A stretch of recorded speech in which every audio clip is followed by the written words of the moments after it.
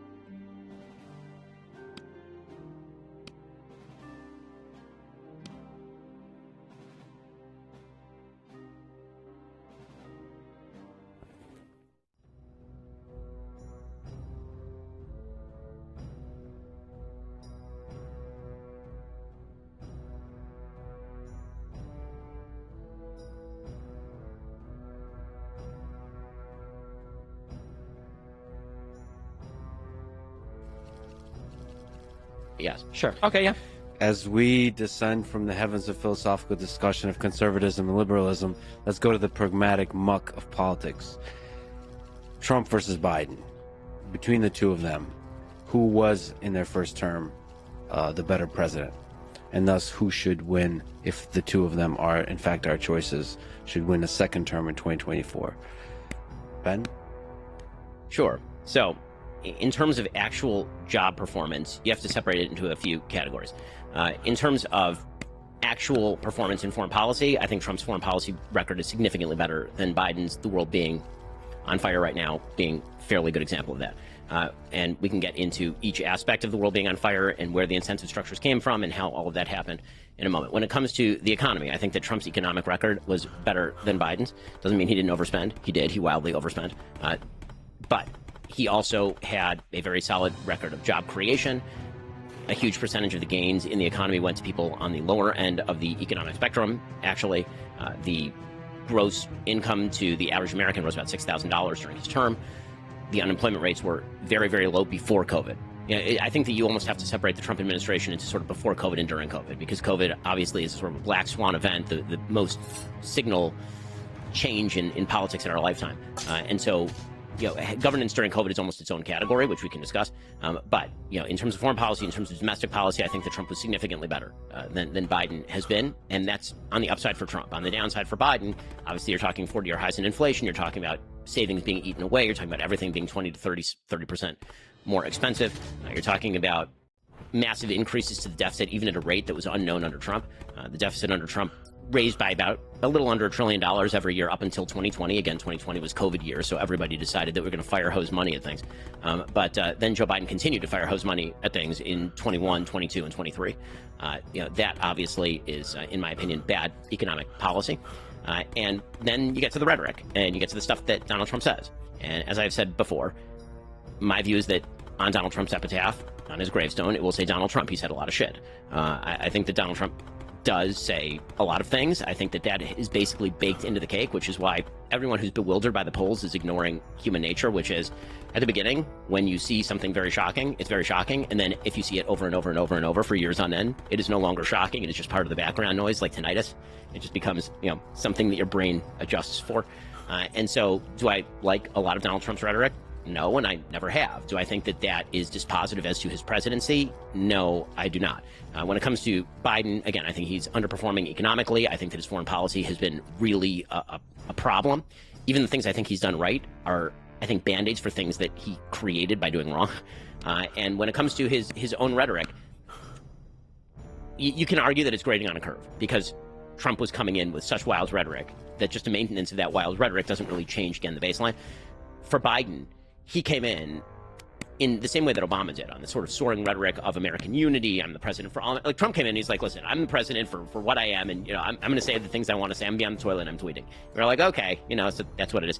With Biden, he came in with, I'm the president for all Americans. I'm trying to unify everybody. And that pretty quickly broke down into a lot of oppositional language about his political opponents in particular, an attempt to lump in, for example, huge swaths of the conservative movement with the people who participated, for example, in January 6th or who are fans of January 6th. The sort of lumping in of everybody into MAGA Republicans who wasn't personally signed on to an infrastructure bill with him. That sort of stuff, I think, has been truly terrible. I thought his Philadelphia speech was truly terrible. And again, I think that you do have the problem of he is no longer capable of, certainly rhetorically, unifying the country when every speech from him feels like watching Nick Wallenda walk across a volcano on a tightrope. It really is like you're just sort of waiting for him to fall. I mean, it's sad to say. I mean, the other day he was speaking for what was, in effect, his campaign kickoff, and this is in Valley Forge. And I mean, Jill rushed up there, like as soon as he was done. Jill rushed up there, like she'd been shot out of a cannon to come and try and guide him away so he didn't become the Shane Gillis Roomba.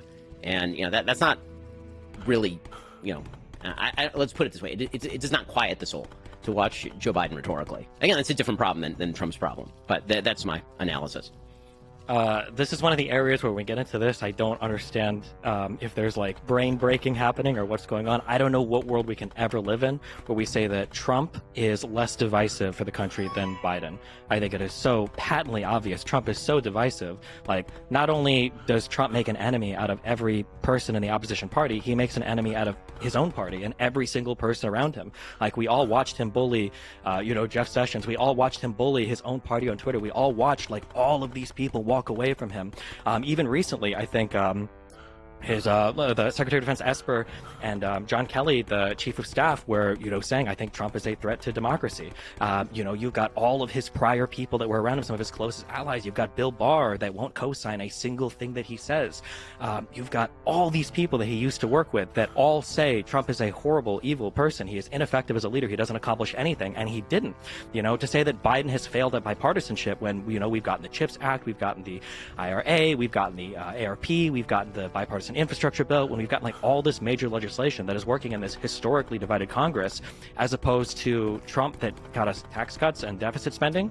I don't understand where we ever are in this world where Biden is somehow more divisive than Trump. Even the speeches that Ben is bringing up, they always bring up, I remember that one, I think we might have even done it on our episode, though. The one speech that Biden gave where at one point the background is red. And the Philly speech I referenced. Yeah, and they're like, oh my God, it's over. This is the end. And then meanwhile, you got Donald Trump, coming into office saying things like, if you burn the flag, you should have your citizenship revoked. Or talking about MSDNC, that I'm going to investigate every single one of these media organizations for corruptness. I'm going to open the libel and defamation laws. I'm going to take all of these guys to court. You've got this weird Project 2025 stuff where... is it John Paschal, I think, is talking about, we're gonna investigate all of these people and we're gonna try to throw crimes at all these people.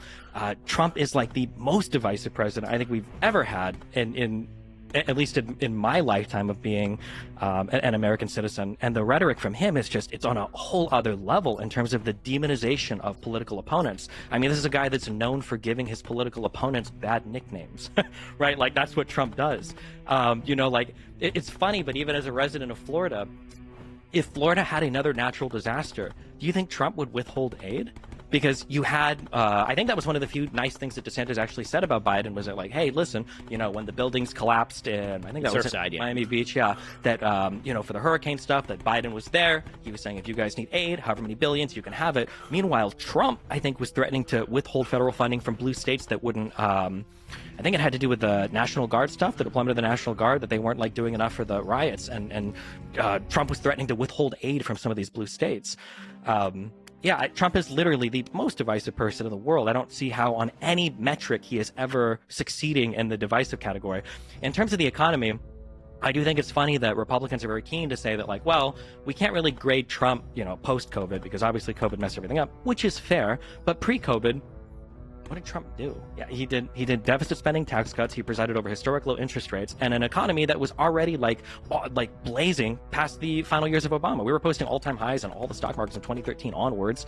Unemployment rates were falling. Now under Biden, unemployment rates are even lower than they were under Trump. But it sucks that for Trump we can say, well, we can't really hold him accountable for 2020. That was COVID. Well, all we have for Biden is post-COVID. We don't have any pre-COVID Biden, economy. And it was the same thing for Obama too, coming in right after the housing collapse as well. And it sucks that Republicans are able to walk out of office, having burned the entire American society to the ground economically, and now we've got to try to evaluate, okay, well, what did Obama do during his first 2 to 3 to 4 years just trying to recover from where the housing crash left it? And then we look at Biden now, who's trying to recover from COVID, and now we're grading him on a totally different scale than what Trump is being graded on.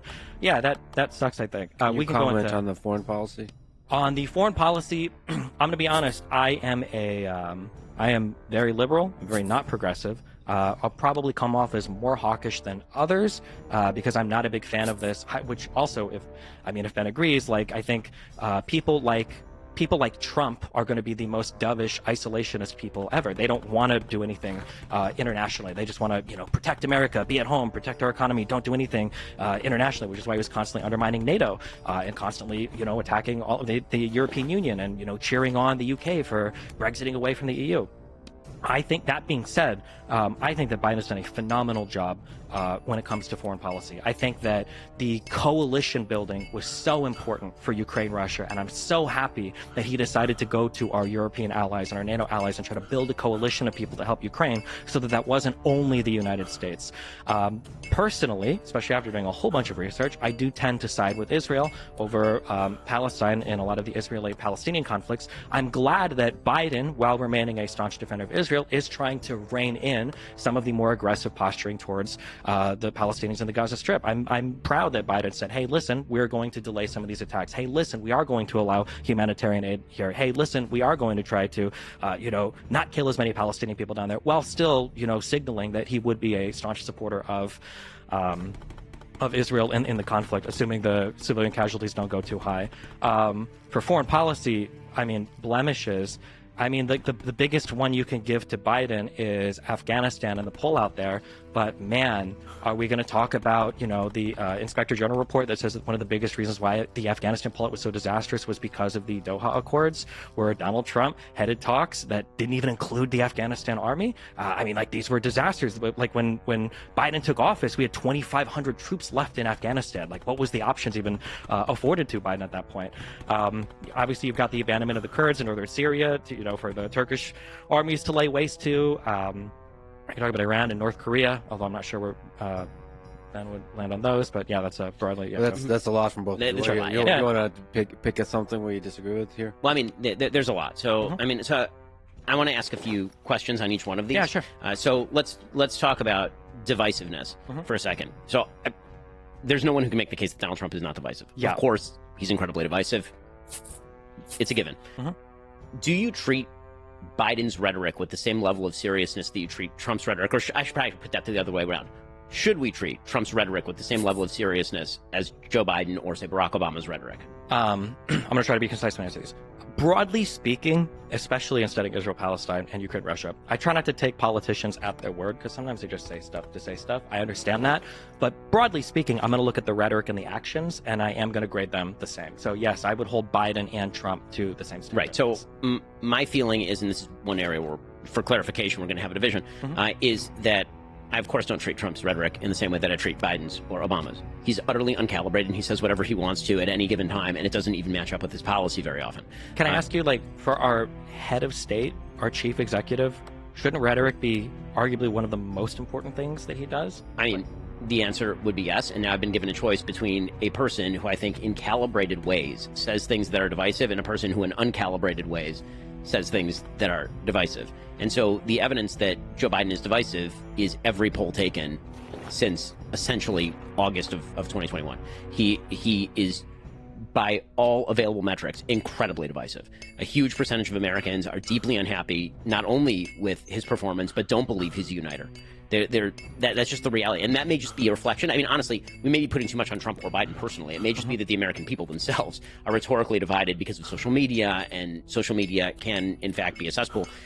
One thing that I would ask you about that, though, sure, is I agree, especially when you look at the favorability. But sometimes when I look at these polls, when you start to disaggregate them by party, I wonder if it's actually, is Biden historically divisive or I'm trying to think of a really polite way to say this. The people that like Trump worship Trump. I don't know. Like one of the most prescient things that Trump could have probably ever said was that I could kill someone on Fifth Street and nobody would hold me accountable. So is it really that Biden is historically divisive, or is it that every single Trump supporter will always say that Trump is great and always say that Biden is bad? The reason I would say that Biden is in fact historically divisive is because Republicans felt much more strongly about Barack Obama than Joe Biden actually. But they didn't feel as strongly about Trump as they did about like Romney or McCain. Right. In what way? I mean, and like, the allegiance to Trump. Oh no, there's certainly more allegiance to Trump than there is to Romney or McCain, largely because Trump won in 2016. But beyond that, the point that I'm making is that if you're looking at the stats in terms of divisiveness, Republicans always find the Democratic president divisive. The question is where the rest of the country is.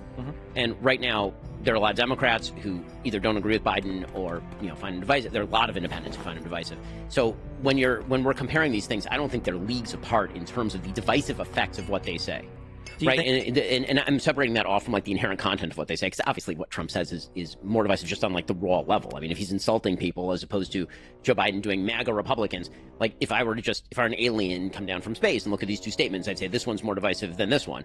But then there's the reality of being a human being in the world, and that is everyone has baked Donald Trump into the cake. And Joe Biden, again, started off with a patina of being non-divisive and now has emerged as divisive. If you don't mind, I actually want to get to the foreign policy questions, because this one is actually slightly less interesting to me. Sure. Well, you're free to answer. Just one quick thing, I guess, like, because we can say the reality of it and we can look at opinion polls. What if we look at like legislative accomplishments? Like Biden is working on a 50-50 divided Senate. Donald Trump had both houses of Congress and the Supreme Court and got like no major legislation passed. Well, I mean, he did lose Congress in 2018, but prior to that, because we got the infrastructure bill, I think, in 1 year, which Trump promised for his entire presidency, didn't get anywhere on it. I mean, yes, his Republican base was not in favor of mass spending on infrastructure, and neither am I. So there's that. I think that's mostly a state and local issue. But they were in favor of mass spending for tax cuts? That's not a spending. I mean, effectively it is, right? Like effectively, it's not. Well, if you're cutting tax receipts, but you're not changing the level of spending, like Biden did with the IRA. I mean, again, we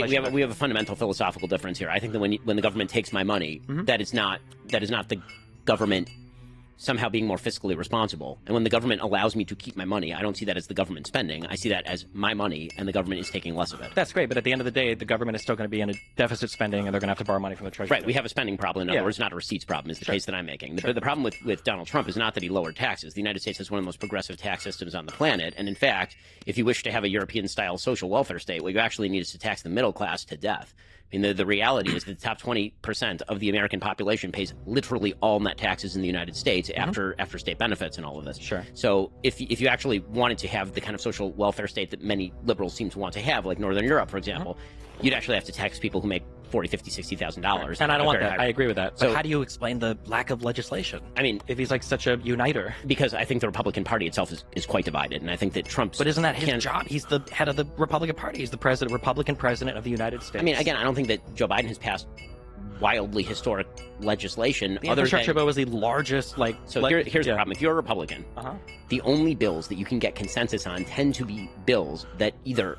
that let's be real about this, that are tax cuts, because, as you would, I think, agree with, when it comes to polling data, Americans constantly say they want to cut the government, and then the minute you ask them which program, they have no idea what they're right, exactly. And so it's much harder to come up with a bill to cut things than it is to come up with a bill to add things, which is why spending was out of control under Trump as well. But there are some Republicans who still don't want to spend on those things, right? So inherently, the task that... This goes back to the first question. The task that Republicans think government is there to do is different than the task that Democrats think that government is there to do. So the way that the very metric of success for a Democratic president versus a Republican president, namely, for example, pieces of legislation passed, as a Republican, one of my goals is to pass nearly no legislation, because I don't actually want the government involved in more areas of our life. I want to ask a couple questions on the foreign policy. Sure. Yeah, okay, wait, real quick. So, for instance, like Donald Trump wanted to punish China, and he wanted to bring microprocessor manufacturing to the United States. Biden did that with legislation, with the CHIPS Act. You talk about like spending being out of control, and I mean, I can agree with that. I think anybody that looks at the numbers has to agree with that. But why not pass legislation like the Inflation Reduction Act, which is at least like spending neutral, right? Like, why are there not bills where Donald Trump could take... Well, I mean, first of all, I think that whenever the government says something is spending neutral, it rarely materializes that way. That is not going to be a spending neutral bill. Sure, but there's a difference between like, at least they say it's spending neutral versus this is a $500 billion bill over like 10 years. I mean, right? well, But again, I don't see a tax cut as a matter of quote spending neutrality. The big problem is they keep spending, not that they are allowing me to keep the money that I earned and they did not earn. But okay, so then just to understand, so if somebody just did massive like reductions in tax receipts, so tax cut after tax cut after tax cut, but they didn't change spending at all, you wouldn't consider that like an increase in deficit spending or out of control spending. You would just say they're just tax cuts. No, the opposite. I would consider it a wild. I would consider it a wild overspending. Okay. Meaning so then that, was it under Trump then when he did the tax? I mean, the deficit spending, by the way, under Biden is way worse than it was under. Of course, but we're in post-COVID, right? COVID ended effectively. I mean, you live in Florida. COVID effectively ended in the state of Florida by the middle of 2021. Yeah, I mean, even if you're a vaccine fan, by like April, May of 2021, there was wide availability of vaccines, whether or not you like the vaccines. Yeah. And at that point, we were done. I agree, but like we're in a post, like how many trillions of dollars have been dumped in worldwide that are like leading to inflation, right? The inflation is like a worldwide issue right now because of the economy shutting down for a year or two. It's not like those effects are gone in 1 year, right? COVID might be gone, but the after effects of all the stimulus spending and the unemployment and everything else. The definition of inflation is too much money chasing too few goods. So pouring more money on top of that makes for more inflation. That's what it does. Sure, I agree. But like there's also the definition of when do you deficit spend is when economies are headed for recessions, right? Rather than when economies are doing really well, like they were under Trump and he was deficit spending, whereas Biden can at least make the argument that I ought to be deficit spending because the economy is heading for potential recession. Right? So here's the thing. I don't think that the economy was actually headed for recession. In fact, if you look at the economic statistics, economist said that it was. Okay, they're still saying that there's like a recession coming, right? Right, but that was largely because of the after effects of inflation. Meaning, if you inflate the economy, what you're going to end up doing is bursting a bubble, and then when that bubble bursts, you'll get a recession. I mean, that was the basic idea, right? The question was whether you're going to get a soft landing. But if you actually look at, for example, the employment statistics or the economic growth statistics in the United States, what they look like under the last year's Obama and then Trump. I mean, this is what the chart looks like. It looks like this, and then it hits March of 2020. It goes like that. Yeah. Right, and then by like September, it bounces back up. Right, it's a V-shaped recovery, and then it starts to peter out. Sure. And a lot because of the American Recovery Plan, right? That Biden did as well. I mean, 4 million jobs. Yeah. No, I'm not going to attribute it to that because the rates of growth in job growth from September, October, November were actually very similar to the rates of job growth after Joe Biden took office. What you see is actually kind of a straight line. I mean, what the chart looks like. In any case, okay. So on the foreign policy stuff, this is getting abstruse, but on the foreign policy stuff, so the questions that I have with regard to Biden on foreign policy, very. Very simple question. Do you think that the situation in the Middle East is better now than it was under Donald Trump? Probably. That's a hard one.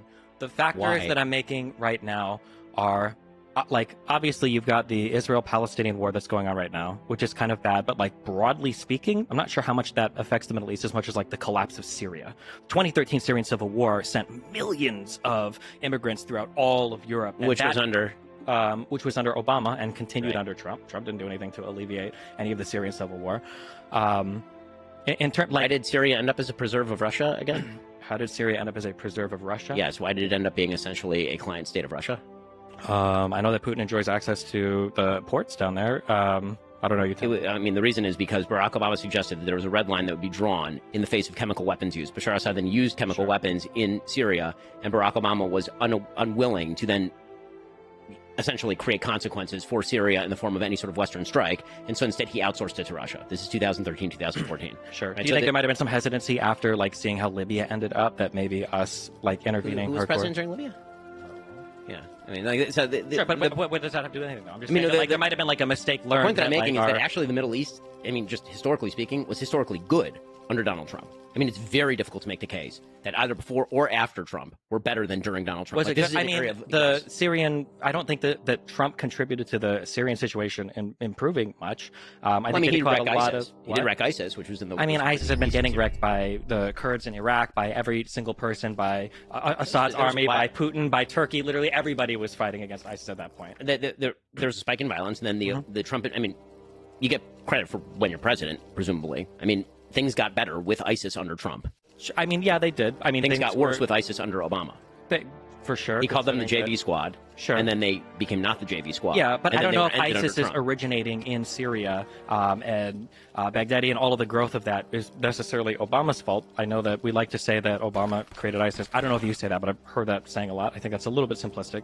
I don't think that when I'm looking at like actions that presidents have taken, the biggest criticism I have for like Middle Eastern policy is I think the Doha Accords were a disaster, and I think that's like one of the biggest blemishes that we have right now. I would also argue that moving the embassy to Jerusalem was also kind of silly, and arguably contributed to some of the conflict we see right now. No, it's Israel actually. and So I'll Palestine. argue precisely the opposite, especially given the fact that after the movement of the embassy to Jerusalem, the Abraham Accords continued to sign and actually expand, and that if Donald Trump had been elected, I have no doubt in my mind that Saudi Arabia would now be a part of the Abraham Accords. In fact, that was basically pre-negotiated. And then when Joe Biden took office, Joe Biden took a very anti-Saudi stance on a wide variety of issues. The biggest single effect in the Middle East of Joe Biden's presidency, and again, I agree with you that not every foreign policy issue can be laid at the hands of a president. Joe Biden's main approach to the Middle East was very similar to the Obama approach, which is why the Middle East was chaotic under Obama and chaotic under Biden. And that was to alienate allies like Saudi Arabia and Israel, and instead to try to make common cause or cut deals with Iran. What that did is incentivize terrorism from Iran. What we're watching in the Middle East is Iran attempting to use every one of its terror proxies in the Middle East, and it was specifically launched in an attempt to avoid what Biden actually was trying to do, which was good, which was, after 2 years of failure with Saudi Arabia, try to bring them into the Abraham Accords, right? That was what was burgeoning at the end of last year. And Iran saw that, and Iran decided that they were going to throw a grenade into the middle of those negotiations by essentially activating Hamas. Hamas activates, Hamas commits October 7th. Israel, as a sovereign nation state, has to respond to the murder of 1,200 of its citizens and the taken kidnapping of 240. Israel has to do that not only to go after its own hostages and try to restore them, but also to reestablish military deterrence in the most violent region of the world. Hezbollah gets active on Israel's northern border. Hezbollah is an Iranian proxy. They get active on the northern border. The Houthis in Yemen get active. These are all the only reason all this is happening at the same time is because Iran is doing this, right? And not just that, they are threatening global shipping. Sure. If you're talking about the effects of global supply lines, which I totally agree had a major inflationary effect on the economy thanks to COVID, right now the cost of shipping is nearly double what it was just a few weeks ago, and that is because a ragtag group of Houthi barbarians are attacking international shipping and forcing everybody to stop using the Bab el-Mandeb Strait, instead going around the Cape of Good Hope in Africa. All of that is the result of the fact that Joe Biden reoriented the United States in the very early days in favor of a more pro-Iranian stance. He appointed Robert Malley to negotiate the Iran deal, who, as it turns out, was using proxies. Many of his aides were actually taking money from Iran. The Biden administration, literally one of their first acts was to delist the Houthis as a terror organization and end sanctions against the Houthis. These are all moves that Biden made very early on. They were disastrous moves. But when it comes to domestic policy, I think he hasn't been nearly as damaging on domestic policy as he has been on foreign policy. Sure. So just on a couple of Middle Eastern things. So one of the big things that threw the Middle East into disaster was, we are all traumatized by it now, was the Iraq invasion. Having a Republican president. Sure. You agree with that, right? Sure. Yes. The deposition of Saddam Hussein and everything that followed after probably contributed more to the growth of ISIS and the destabilization of that entire region, probably more than anything else. I think that prior to Bush, for Clinton, and even at the beginning of Bush's presidency, we were on some kind of road to normalcy with Iran, which I think has to happen, whether we like them or not, until Bush, for whatever reason, decides to throw Iran into the axis of evil. I need some evidence that we were on the road to normalcy with Iran in the 1990s. That we were on a road to normalcy with Iran in the 1990s. My understanding is that, from the late 90s and prior to the axis of evil labeling of Iran, that there was going to be some path forward to where we could start to normalize relationships with them. I find that very difficult to believe, and I don't see a lot of evidence. I mean, we can just disagree on that. Sure, we can disagree on that, but I know that the after effects, just a quick note, the after effect of the Iraq War that was the most devastating was the increase in power of Iran.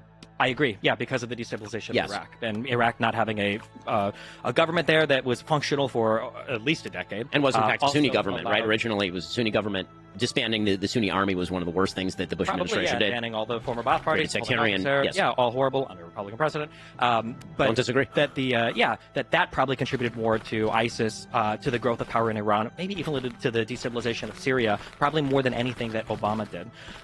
Also, when we look at Iran funding people in the region, I don't disagree with that as well. I think Iran is the #1 instigator of bad guy things right now in the Middle East. Iran, the IRGC, I supported when Donald Trump killed Soleimani. I think that was a great thing.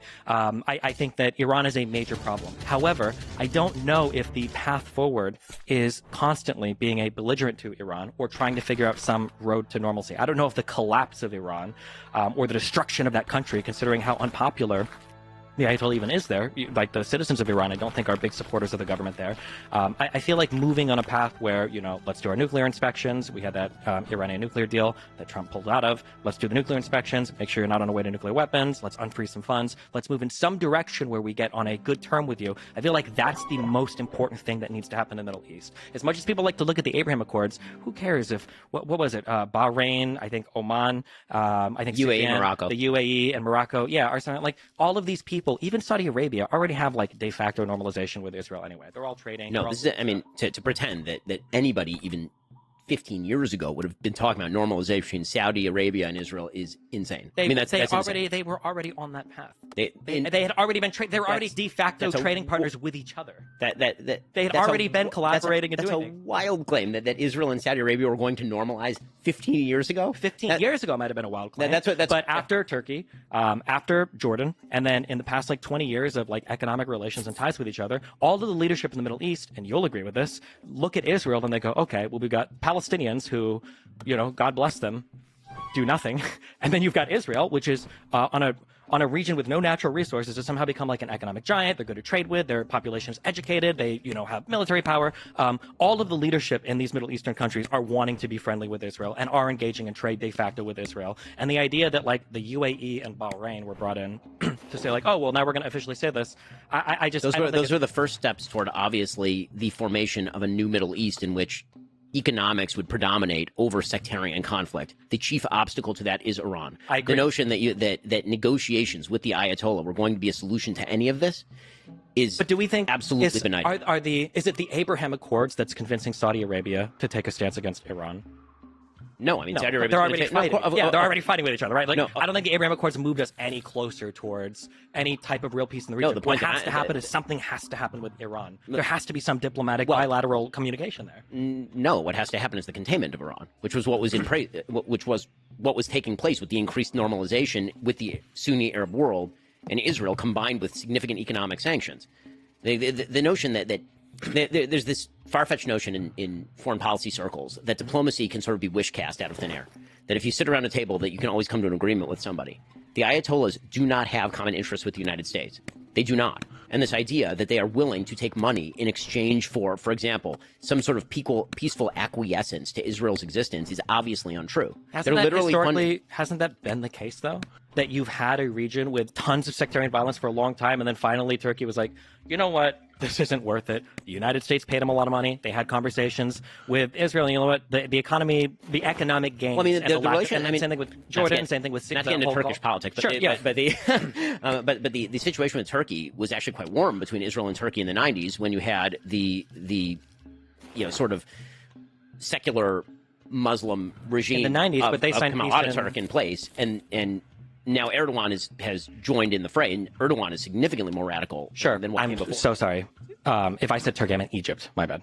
Yeah. Okay. So Egypt. Yeah. Right. So like, in terms of like Egypt and Jordan, right, were the first two. You need big ones. So here's the thing. Mm-hmm. Is it possible that you could theoretically come to a deal with Iran only with a new leadership crew?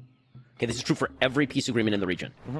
You could not. Israel could not have made peace with. Well, they made peace with Egypt, and Sadat was the leader for Yom Kippur, right? They did not make peace with Nasser. Right. Sure. The point is that this is a different regime. You need a different regime. But I'm saying the same regime that did the part of the Yom Kippur War was the same regime that negotiated peace with Israel. I mean, that's true. Mm-hmm. It is also true that is a relationship that could be cultivated specifically because it was Sadat who made clear he was going to come to the table. Mm-hmm. Have the Iranians ever made clear that they would come to the table over, for example, the existence of the state of Israel? No. I mean, that is not a thing that's going to happen. But I think people probably felt the same. Every single one of their proxy groups, every one of them, not only calls for the destruction of the state of Israel, they also call for the destruction of America. I mean, this is literally the Houthi slogan. They're busy hitting ships, and their slogan is literally Allahu Akbar, death to America, death to the Jews, death to Israel. It doesn't fit on a bumper sticker, and it's not all that catchy, but that is in fact their slogan. The notion that the regime that propagates that is going to be approached with diplomacy is not only wrong. The problem is that it's easy to say that the stakes of diplomacy are okay. So we try to talk, right? Jaw is better than war.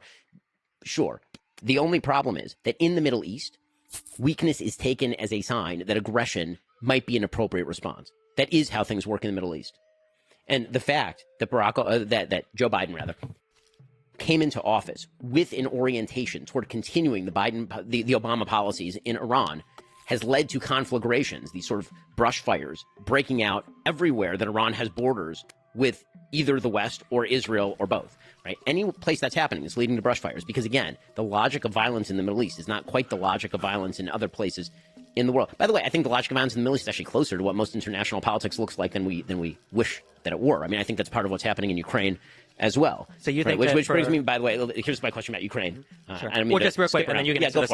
So you think that for Iran, right, a country that has been sanctioned for God knows how many years now, you think that for Iran, just continuing to sanction them and contain them is an effective way, is more effective than trying to engage them in bilateral or multilateral peace talks? Yes, 100%. Okay. And the proof is in the pudding. Before we go to Ukraine, can I ask about Israel? So you're both mostly in agreement. But what is I don't know if I'd say that. Okay, but as I'm learning, what is Israel doing right? What is Israel doing wrong in this very specific current war in Gaza? I mean, frankly, I think that what Israel's doing wrong is if I were Israel, okay, like, again, America's interests are not coincident with Israel's interests. If I were an Israeli leader, I would have sliveled up and out and knocked the bleep out of Hezbollah early. What does that mean? What does that mean? So I would have. Yoav Gallant, who was the defense minister of Israel, was encouraging Netanyahu, who's the prime minister, and the war cabinet, including Benny Gantz. So whenever people talk about the Netanyahu government, that's not what's in place right now. There's a unity war government in place that includes the political opposition. The reason I point that out is because there are a lot of people politically who will suggest that the actions Israel is currently taking are somehow the manifestation of a right-wing government. Israel currently does not have a quote-unquote right-wing government. They have a unity government that includes the opposition. In any case, Yoav Gallant was urging in the very early days of the war that Israel should turn north, and instead of hitting Hamas, they should actually take the opportunity to knock Hezbollah out, because Hezbollah is significantly more dangerous to the existence of the state of Israel than Hamas. I actually agree with that. As far as what Israel has been doing wrong in the actual war, I mean, I think that, again, from an American perspective, I think that Israel is doing pretty well. From an Israeli perspective, if I were Israeli, I would actually want Israel to be less loose about sending its soldiers in on the ground level. So Israel's attempting to minimize civilian casualties, and the cost of that has been the highest military death toll that Israel has had since the 1973 Yom Kippur War. I mean, I personally know, through 1 degree of separation, 3 separate people have been killed in Gaza. And that's because they're going in door to door. It's because they're attempting to minimize civilian casualties, and they're losing a lot of guys in this particular war. You know, the problem that Israel has had, historically speaking, is that Israel got very complacent about its own security situation. They believed the technology was going to somehow correct for the hatred on the other side of the wall. So our people have to live underground for 2 weeks at a time while some rockets fall, but at least it's not a war. And that complacence, bred what happened on October 7th. So to me, what Israel did wrong was years and years and years of complacence and belief in an Oslo system that is at root a failure, because you cannot make a peace agreement with people who do not want to make peace with you. So that's what I think Israel is doing wrong. I have a feeling that there's going to be wide divergence on this point. Maybe.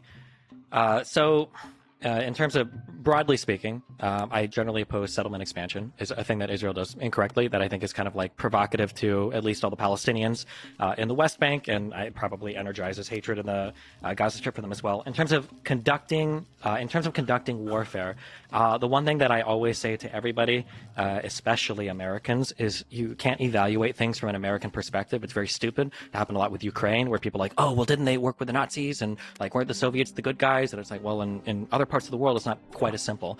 And I think the same is true for Israel-Palestine, that a lot of Americans will analyze the conflict as just being one between only Israel and Palestine, which it's not. It's a conflict between Israel and then Palestine, Hezbollah, the Houthis, and Iran. Right now it is.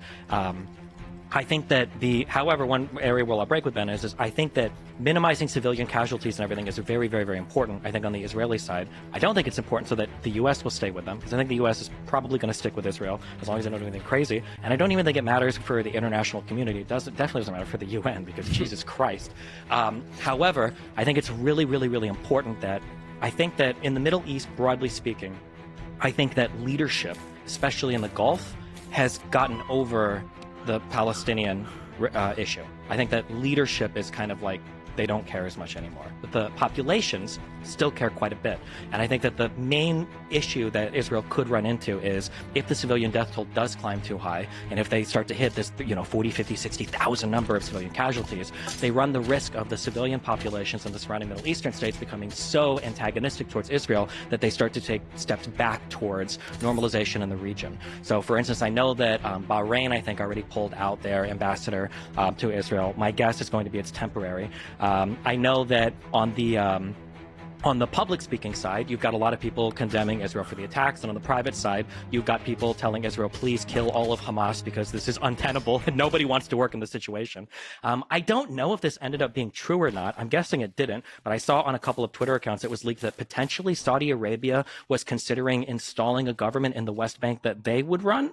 No, I mean, I think Israel would love nothing better than that, but that is not For sure, something the yeah, Saudi. okay. One of the big problems in the Middle East is literally no one wants to preside over the Palestinians. Yes. No one. So in the I think Arab that- states, Israel, no one. Yeah. So I think the issue is, and I'm largely actually, I'm very sympathetic towards the Palestinians because I think that for, since 48 and onwards, I think that all of the Arab states super gassed them up on that. They wanted the Palestinians to fight because they wanted to fight with Israel. However, as time has gone on and they realize that it's kind of a lost cause, states have started to drop out. So you're getting these bilateral peace treaties with Egypt and with Jordan. You're getting multilateral agreements like the Abraham Accords. And now the Palestinians are looking around and like, okay, well, you guys told us to fight all this time, and now the only people that we have supporting us are Iranian proxies. So the Palestinians are in a very weird spot where they've like lost all their support. I think that Israel, what I would say to be quote unquote critical of Israel is Israel needs to take strong steps towards peace that probably involves them enduring some undue hardship. So not the October 7th attacks, because Jesus, that's way too much, but other types of attacks that they might have to deal with that might cause some civilians to die that they don't come out over the top with and retaliate with if there's ever going to be peace in that region. However, another thing that I've always said is a huge problem between Israel and Palestine is I think that both sides think that if they continue to fight, it will be good for them. But the problem is one side is delusional. I think Israel wants to continue to fight because they get justifications for the annexation of the Golan Heights. They get justifications for expansions, especially into Area C, that I think they're probably going to try to annex soon.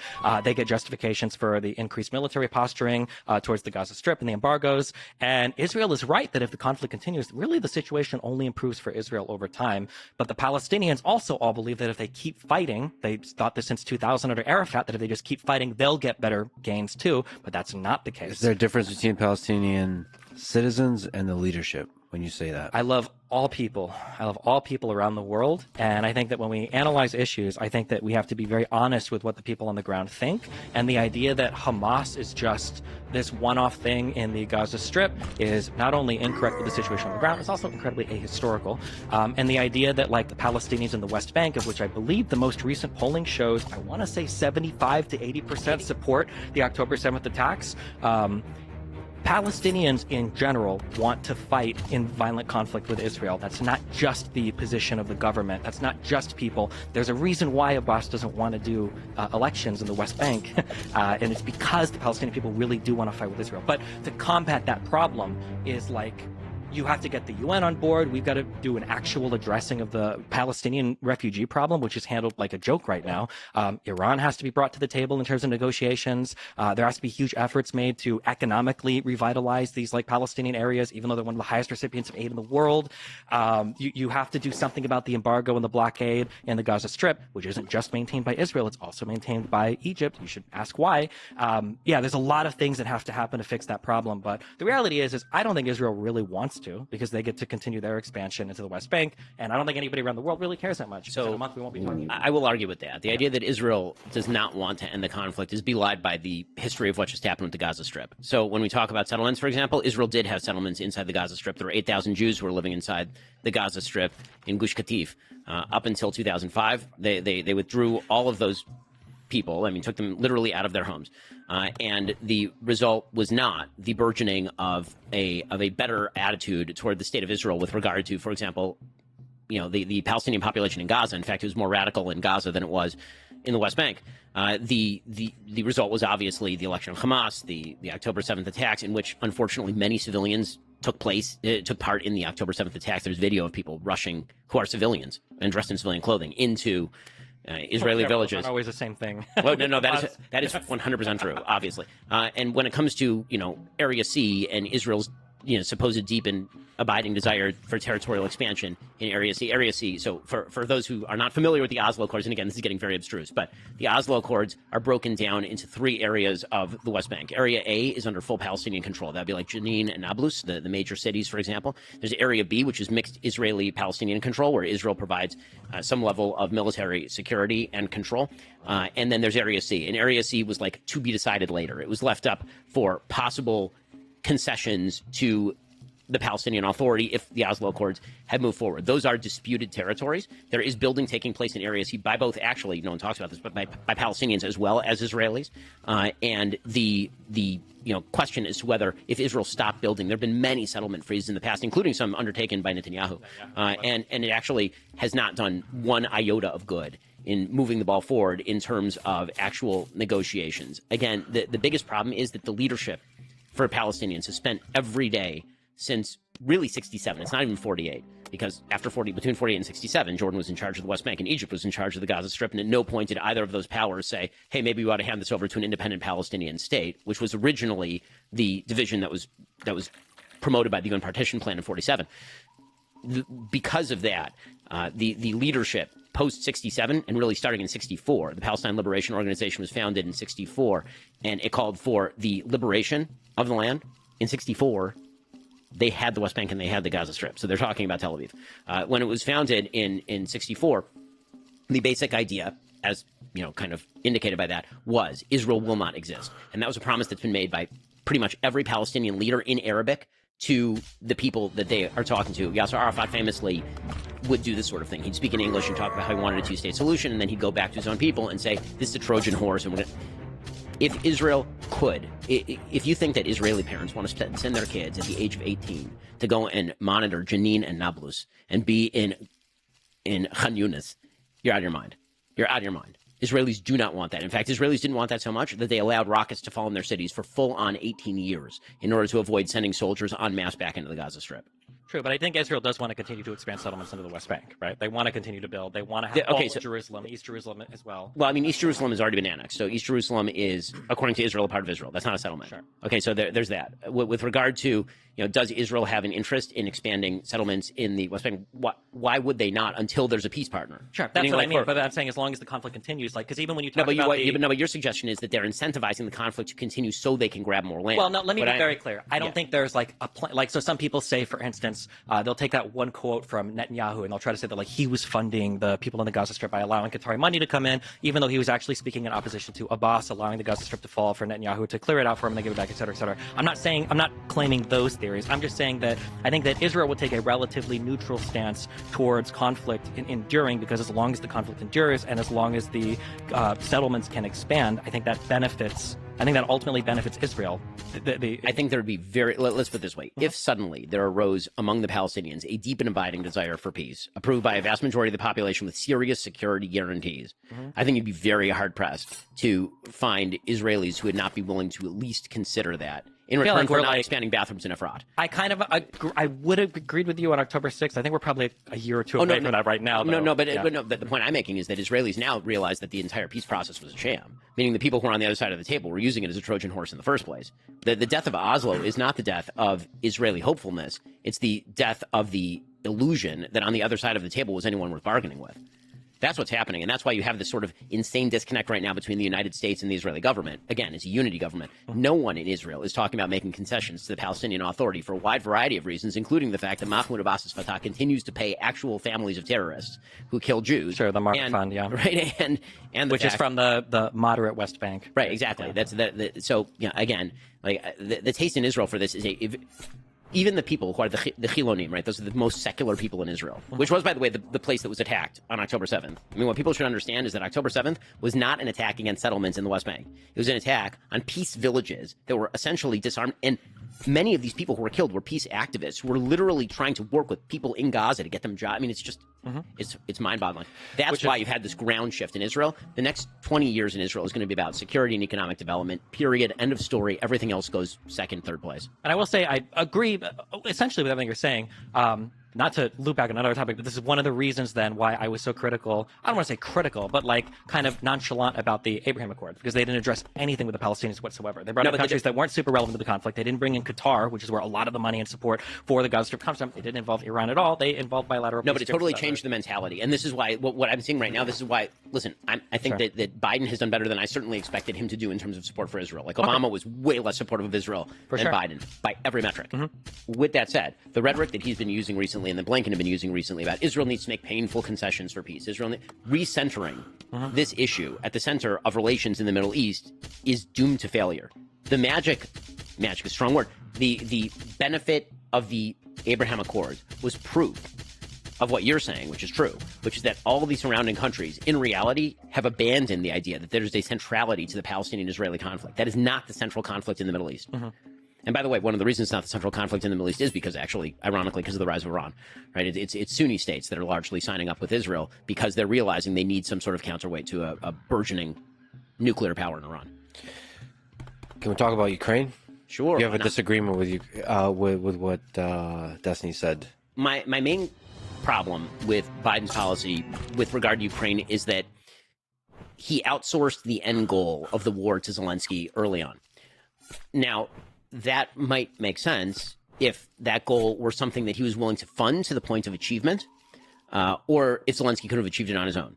But right now, and this has been true since pretty early on in the war, this point Henry Kissinger made, that pretty early on in the war, it was very clear that, for example, Crimea was going nowhere. The Russians had control of Crimea, barring the United States giving permission to fly F-16s over Crimea. Nothing was going to change over there. The same thing was true in most of the Donbass, right, in Luhansk and Donetsk. That was not going to change. Zelensky's stated goal, and you understand it, he's the leader of Ukraine, right, is that there was a predation on his territory in 2014, and that the Russians sent their little green men across the border, and then they took all of these areas. And so he, as the leader of Ukraine, is saying, okay, I want all of that back. Now, the reality is that the U.S.'s interest had largely been achieved in the first few months of the war, meaning the revocation of the ability of Russia to take Ukraine and just ingest it. And two, the devastation of Russia's military capability. I mean, Russia has just been wrecked. I mean, their military is in serious straits because of the war in Ukraine. From an American perspective, I'm very much pro all of that. I think that we have an interest in Ukraine maintaining a buffer status against a territorially aggressive Russia. I think that the United States does have an interest in degrading the Russian military to the extent that it can't threaten the Baltic states or threaten Kazakhstan or other countries in the region.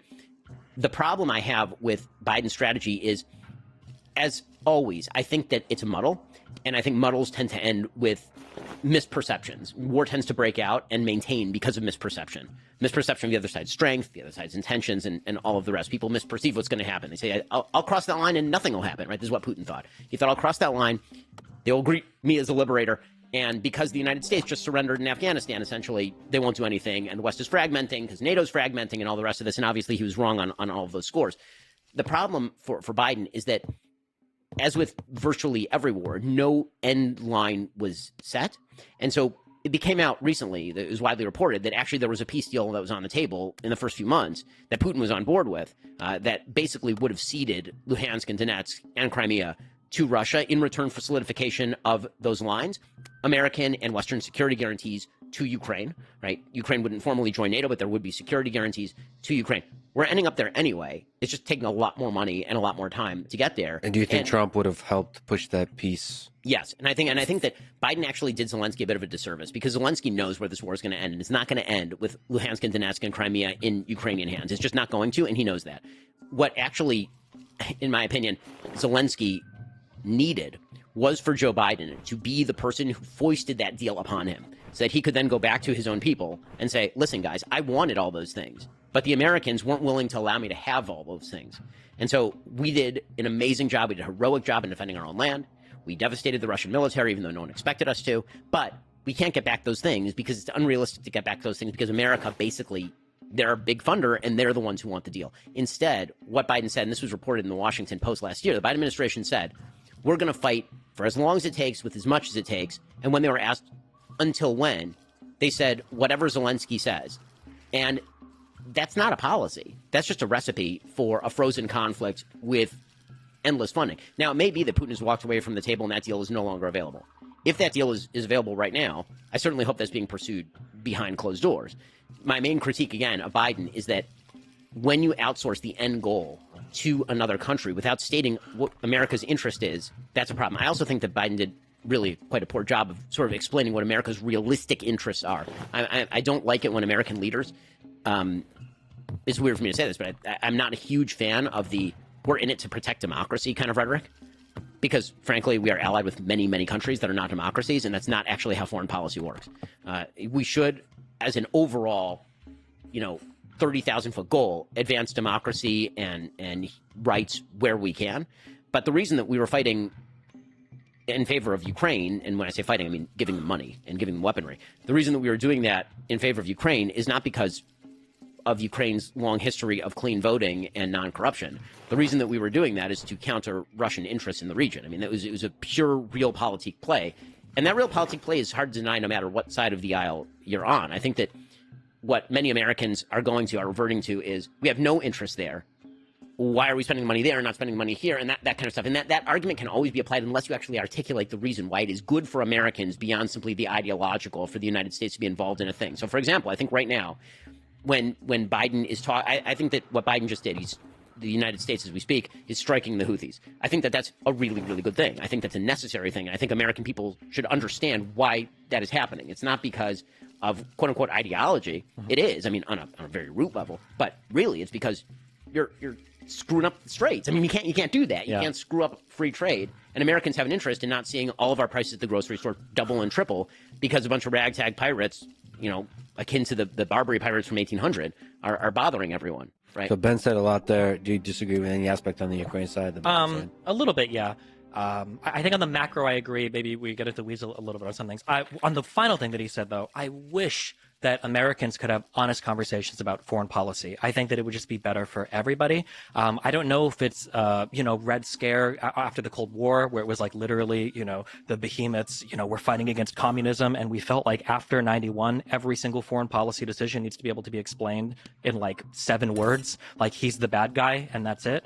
I wish we had more honest conversations about what our foreign policy interest is in a particular region, because I don't think most Americans honestly could even articulate why Israel would be an important ally, or why it's important to defend Ukraine against Russia, or why should we care about Taiwan at all. I don't know if most Americans could articulate anything there, even though they might have very strong opinions about why we ought to be involved in certain conflicts. So I do agree with that. I wish we had more honest conversations about foreign policy. In terms of how Biden has handled Ukraine, the things that I liked the most were, one, that he was very clear in the beginning about what we wouldn't do. So Biden saying that we're not going to do not a red line, no-fly zones over Ukraine. We're not going to be deploying troops on the ground in Ukraine. We're not going to be doing anything that would have, U.S. soldiers and Russian soldiers crossing swords with each other. That's not going to happen. I like that he made that very clear at the beginning. And I like that he coalition built between NATO and the EU to get people to send funds, training, soldiers, airplanes, and everything to Ukraine. I thought those 2 things were really good. In terms of basically writing Zelensky a blank check, I would like to hope that Biden and the entire United States learned a lesson from Iraq and Afghanistan, that open-ended missions with unlimited budgets and no clear goal are like the worst foreign policy decisions you can ever do. They've defined U.S. foreign policy for the past 2 or 3 decades, which is unfortunate, but seems to be the case. My feeling would be, and this is just a feeling, I don't know if internal cables have leaked that say otherwise, is the Biden administration has probably always had a quiet position of, at some point there's going to be an off-ramp here. And I think even a month or 2 ago, I think those talks were being leaked, that discussion had begun with Zelensky looking for an off-ramp. But publicly, of course, the United States is never going to come out and say, we're going to support you guys to fight as much as you want for 3 months. And then after that, it's no more. Obviously, that can't be the statement. It's always going to be that we're going to support you in your fight against Russia. Yeah, we tried that under Obama with Afghanistan. It was terrible. Sure. Yeah, you can't. We'll escalate the troop levels to X, but only for 6 months, and then we're. Yeah, you just can't do that. It's always going to come off as we're going to support you forever, and as long as it takes, and as long as you need, whatever we have to do to defend freedom and democracy in your country. And any other statement would be absurd. So I can understand why it feels like on a public level, a blank check and an indefinite time period was granted to Zelensky, but I don't think that's going to be the case. I think I hope we've learned our lessons in the Middle East about the forever wars, that this isn't going to be a forever funding to Ukraine to fight for as long as they want. I do disagree. I feel like we're playing a little bit retrospectively, saying that, like, well, it's obvious that they're not going to capture the Donbass. It's obvious that they're not going to capture Crimea. I agree for Crimea, that was incredibly obvious. But it was also really obvious that in 2 weeks, Russia would own Kiev and Ukraine was going to be Belarus 2.0. I think that even for a lot of military people, and analysts around the world, that was an expectation, or at least a significant probability. Nobody knew, the phrase that's thrown around now is paper tiger, that Russia's military was as ill-equipped as they were. So I can understand why, especially if you're Ukraine and if you've repelled an invasion from one of the world's largest armies, why you might feel like, well, fuck it, let's fight for a few months, let's fight for a year, let's see what happens. And I can understand the United States supporting them, but I agree that there has to be some reasonable off-ramp, but we're not going to fight forever. I think the U.S. State Department has already begun those conversations with Zelensky to look at what that off-ramp looks like. But yeah, I'm not too sure, other than like explicitly stating publicly, like, you can only fight until this date. I don't really know what else I would change. I don't think the Biden administration should have done that. I don't know what else. Do you think Biden should cut this deal on the funding? Meaning there's this $105 billion deal that's been held up by debate between Republicans and Democrats over border, right? So basically it contains $60 billion for Ukraine, $14 billion for Israel, another several $billion for Taiwanese defense against China, and then it includes some border funding and some border provisions. Republicans want the border funding and the border provisions because we can get into the illegal immigration issue, but that's a pretty serious issue. And Biden and Democrats have been unwilling to hold that up. And that seems to me like, just from put aside Republicans, Democrats, it seems like political malpractice, meaning there's a widespread perception in the United States that the border is a disaster area. Joe Biden wants these things. Many Republicans don't want these things. If he caves on the border stuff, he gets all the things that he wants, and he's going to be able to go back to the moderates in the country and say, I did something about the border. It seems like such an obvious win. If he caves on the border stuff, you mean on the Ukraine stuff? Yes, because then he gets the whole package. Sure, Meaning he can go back to his own base and he can say, listen, guys, I wanted to be easy on the border. The Republicans forced me to it, but we needed the Ukraine aid. We needed the Taiwan aid, right? Yeah. Like that's... You're going to be more educated than me on this. I don't like, or maybe I just don't know enough. I don't like the principle that when we negotiate things in the United States, there's like 50 million hostages at all points in time for every single thing. Like, oh boy, here comes the debt ceiling. What do the Republicans want? What do the Democrats want? Oh boy, like here, we can't fund our government. But I mean, obviously the argument is going to be that if the Ukraine funding doesn't come in this bill, and if Biden and his administration feel like it's really important, that not unilaterally, but as a single issue, it's not going to pass. So I would say that at this point, and I don't know what the conversations look like between the Biden administration and Zelensky, I would say at this point that it's probably fair to start making contingencies on the money that we give to Ukraine, that listen, like this conflict has, waged on now, like now we need to start looking for potential peace. We can't just write you an unlimited check. So, I mean, if those strings are attached, I'd be okay with it. But the broader question of like, is it okay to make this particular piece of legislation with all this funding contingent on the Ukrainian funding? I mean, that just seems to be the way the government works now, unfortunately. Quick pause. Bathroom break. One of the big issues in this presidential election is going to be January 6th.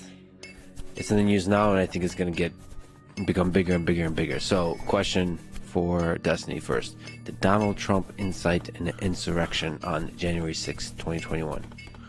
Absolutely.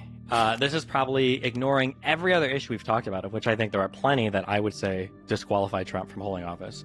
I think that the conduct and the behavior leading up to and including January 6th, I think is wildly indefensible. I am excited to see Ben try to, the 3 to 4 stages are the taking what I think any reasonable person would say, knowingly false information about elections being rigged or ballot boxes being stuffed or Ruby Freeman, running ballots 3 times in Georgia, taking that knowingly false information and trying to call state secretaries and stuff to have them flip their electoral vote. That was horrible. The plot that Eastman hatched in order to have these like false slates of electors where all 7 states had citizens go in and falsely say that they were the duly elected electors that could submit votes to Congress. That was insane. That happened. Asking or begging Pence to accept these false states of electors initially and then just say you should just throw it out completely and throw it to the House delegation, which was majority Republican. That was absolutely unbelievable. And then on the day of January 6th, trying to capitalize on the violence by him, Giuliani, and Eastman making phone calls to senators and congressmen saying, well, don't you think maybe you guys should delay the vote a little bit? You know, don't you think they're just really mad about the election? I think he said to McCarthy, they're more upset than you. And his utter dereliction of duty in not doing anything to stop the rioting that happened on January 6th because he was too busy taking advantage of it. I think all of these things are horrible. I look forward to seeing the Jack Smith indictments play out in court, maybe even the Georgia RICO case. But yeah, I think all of these things are unfathomable. And I think when you look at the plot from start to finish, clearly the goal the entire time was to circumvent the peaceful transfer of power. That was the goal from start to finish, whether it was through false claims, whether it was through illegal schemes, or whether it was through violence at the Capitol to delay the certification of the vote. Ben? So, I'm glad you're excited. It's always fun. So, there are two elements to incitement of insurrection. One is incitement, the other is insurrection. So, incitement has a legal standard, so does insurrection. Neither of those standards are met. So, if you're asking me, morally speaking, did Donald Trump do the right thing between November 4th and January 6th? I said, I will continue to say, no, he did not. I think he was saying things that are false, with just factually false about his theories with regard to the election, about the election being stolen, about fraud. This was all adjudicated in court. He did not even bring many of the claims that he has brought publicly and all the rest of that. If we're talking about incitement of insurrection as a legal standard, it doesn't meet any of those standards. When it comes to incitement, it has to be incitement to immediate lawless action. That's the standard for incitement. And I'm very meticulous in how I use this because I happen to speak publicly a lot, and that means there are lots of people who listen to me, which means some of those people are probably crazy. And some of them may go and do a crazy thing. Did I incite them? The media tends to use the word incitement very loosely with regard to this sort of stuff, in the same way that Bernie Sanders, quote unquote, incited the congressional baseball shooting. He did not. Bernie Sanders has a lot of things I disagree with. I think Bernie's a schmuck. Doesn't matter. He did not incite that. So saying bad things is not the same thing as inciting violence. Inciting violence, the legal standard in the United States is, I want you to go punch that guy in the face. That's inciting. With regard to insurrection, typically in insurrection, and there are some descriptions in case law, though none in statutory law, as far as I'm aware, the typical description in case law is the replacement of one legitimate government of the United States with another by violent means. The notion that Donald Trump coordinated any such insurrection is belied by the FBI itself. The FBI put out a report in, I believe it was August of 2021, suggesting that there was no well-coordinated insurrectionist attempt coordinated by the White House. In fact, what you had was Donald Trump thrashing around like that weird alien in the movie Life. I don't know if you ever saw it with Jake Gyllenhaal, or he's like kind of thrashing up against this glass box, just an alien just thrashing up against the glass box. That I think is more what you were seeing from November 4th to January 6th. And then, again, the claim that January 6th itself was an insurrection. So virtually, I'm not aware that anyone was charged with actual insurrection. There were some people who were charged with seditious conspiracy. There are insurrection statutes that do exist. No one was charged under those particular statutes. There were some people who you could say informally had insurrectionist ideas. Those would be the people who wanted to hang Nancy Pelosi or kill Mike Pence. And those people are in jail right now. And the election went forward. The election was certified. Mike Pence presided over the certification. Mitch McConnell presided over the certification. Joe Biden has been the president for the last 3 years. So Donald Trump, by the way, was still president at that point. If he had actively wanted to do what other people who have actually launched coups have done, he would have theoretically called the National Guard not to put down the riot, but to actually depose the sitting government of the United States in the name of a specious legal theory. He did not do that. He did not attempt that. Nobody working for him did that. The most you can say, I think, about what everybody was doing is that, and I want to say everybody. We can talk about Trump because this is really about Trump. He used a phrase that Trump was disseminating knowingly false information. The word that's carrying a lot of weight there is the word knowingly. So knowingly implies a knower. Do I think the information he was disseminating was false? Yes. Do I think that Donald Trump has a unique capacity to convince himself of nearly anything that is to his own benefit? Absolutely. And I think that that's actually what Donald Trump was doing there, and the evidence of that is Donald Trump being a human and all of us watching him for the last several years. So, the idea that he knew it to be false, I'm not even sure those standards apply in any, and just assessing him as a human, which is really what we're being asked to do because there's an intent element to this crime. Does Donald Trump, do you think that today Donald Trump knows that he lost the election? Absolutely. So I don't. Actually, I think. But so I'm glad that you have the attorney background. When we are assessing mens rea, when we're looking at certain criminal statutes where intent is required, it's a reasonable person standard, right? Would a reasonable person have known that they were? No, it depends on the mens rea standard. So it's not the same in every case. If you have to establish individual intent, then it's not enough to say a reasonable person should have known. That would be enough for a negligence statute. Usually when you're for- talking about reasonable person statutes, just legally speaking, a reasonable person statute is, should a reasonable person have known? That's when you get to like manslaughter. You can't do a reasonable person standard on like first-degree murder. So you have to establish actual motive in first-degree murder. But for first-degree murder, you don't need the statement of "I plan to kill this person" or "I intend to kill this person." We can prove that state of mind. You need circumstantial evidence. Correct. Yes. Yeah. Sure. You could prove it. So I feel like my feeling for Donald Trump was there were all these people around him that he trusted to investigate election fraud. He trusted Barr and the DOJ. He asked Pence, his vice president, to look into it. He asked his chief of staff. He asked his legal counsel. There's so many people that ostensibly he trusts them if he's asking them to look into it. And when all of them looked into it and reported back to him, no, we found nothing. Unless we're going to literally make the concession that Trump might actually be a delusional psycho man, at that point, should he not have realized, like, well, okay, maybe there's I think he should have realized the day of the election that he lost the election, but that's not. But that's sure. But not I'm saying that, like, at that point, should he not have known that for him to go and propagate those claims that he'd asked all of the people he trusted to research, and then for him to take those claims to Michigan and to Georgia, and then publicly and to try to convince people to throw out the election, you don't think that? But you're doing the same thing. You're reverting to, should a reasonable person have known? Yes, a reasonable person should have known. Did Donald Trump know? That's a different question. And so conflating those two questions is going to get you into some messy territory. By the way, this is why Jack Smith charged the way Jack Smith charged. Yeah, which was Jack Smith did not charge conspiracy. Jack Smith did not charge insurrection. He did not charge seditious conspiracy, right? If he, the reason is because Jack Smith is a good lawyer. What he's doing is he's actually broadly, I would say, pretty obviously expanding statutory coverage in weird areas in order to cover a thing that doesn't quite fit into any of these legal categories. But the point that I'm making is that Jack Smith is on my side of this. He doesn't think that he can actually establish the intent necessary to convict under a seditious conspiracy or an insurrection. I agree with that, but I think a lot of the underlying facts, though, because he does bring up those calls to Raffensperger in Georgia, he does bring up in the indictments that they were knowingly false information. So it seems like that's going to be part of the case, maybe not to convict on any of the 4 particular charges that he mentioned, but it seems like that's probably going to be part of what he's going to have to establish in court to convict Trump. So I want to look at the actual text of the charges. So I'm sorry that I don't have them memorized. I believe one's a fraud charge that generally does not apply to cases like this. Generally, the fraud charge is like you're trying to steal money from the government.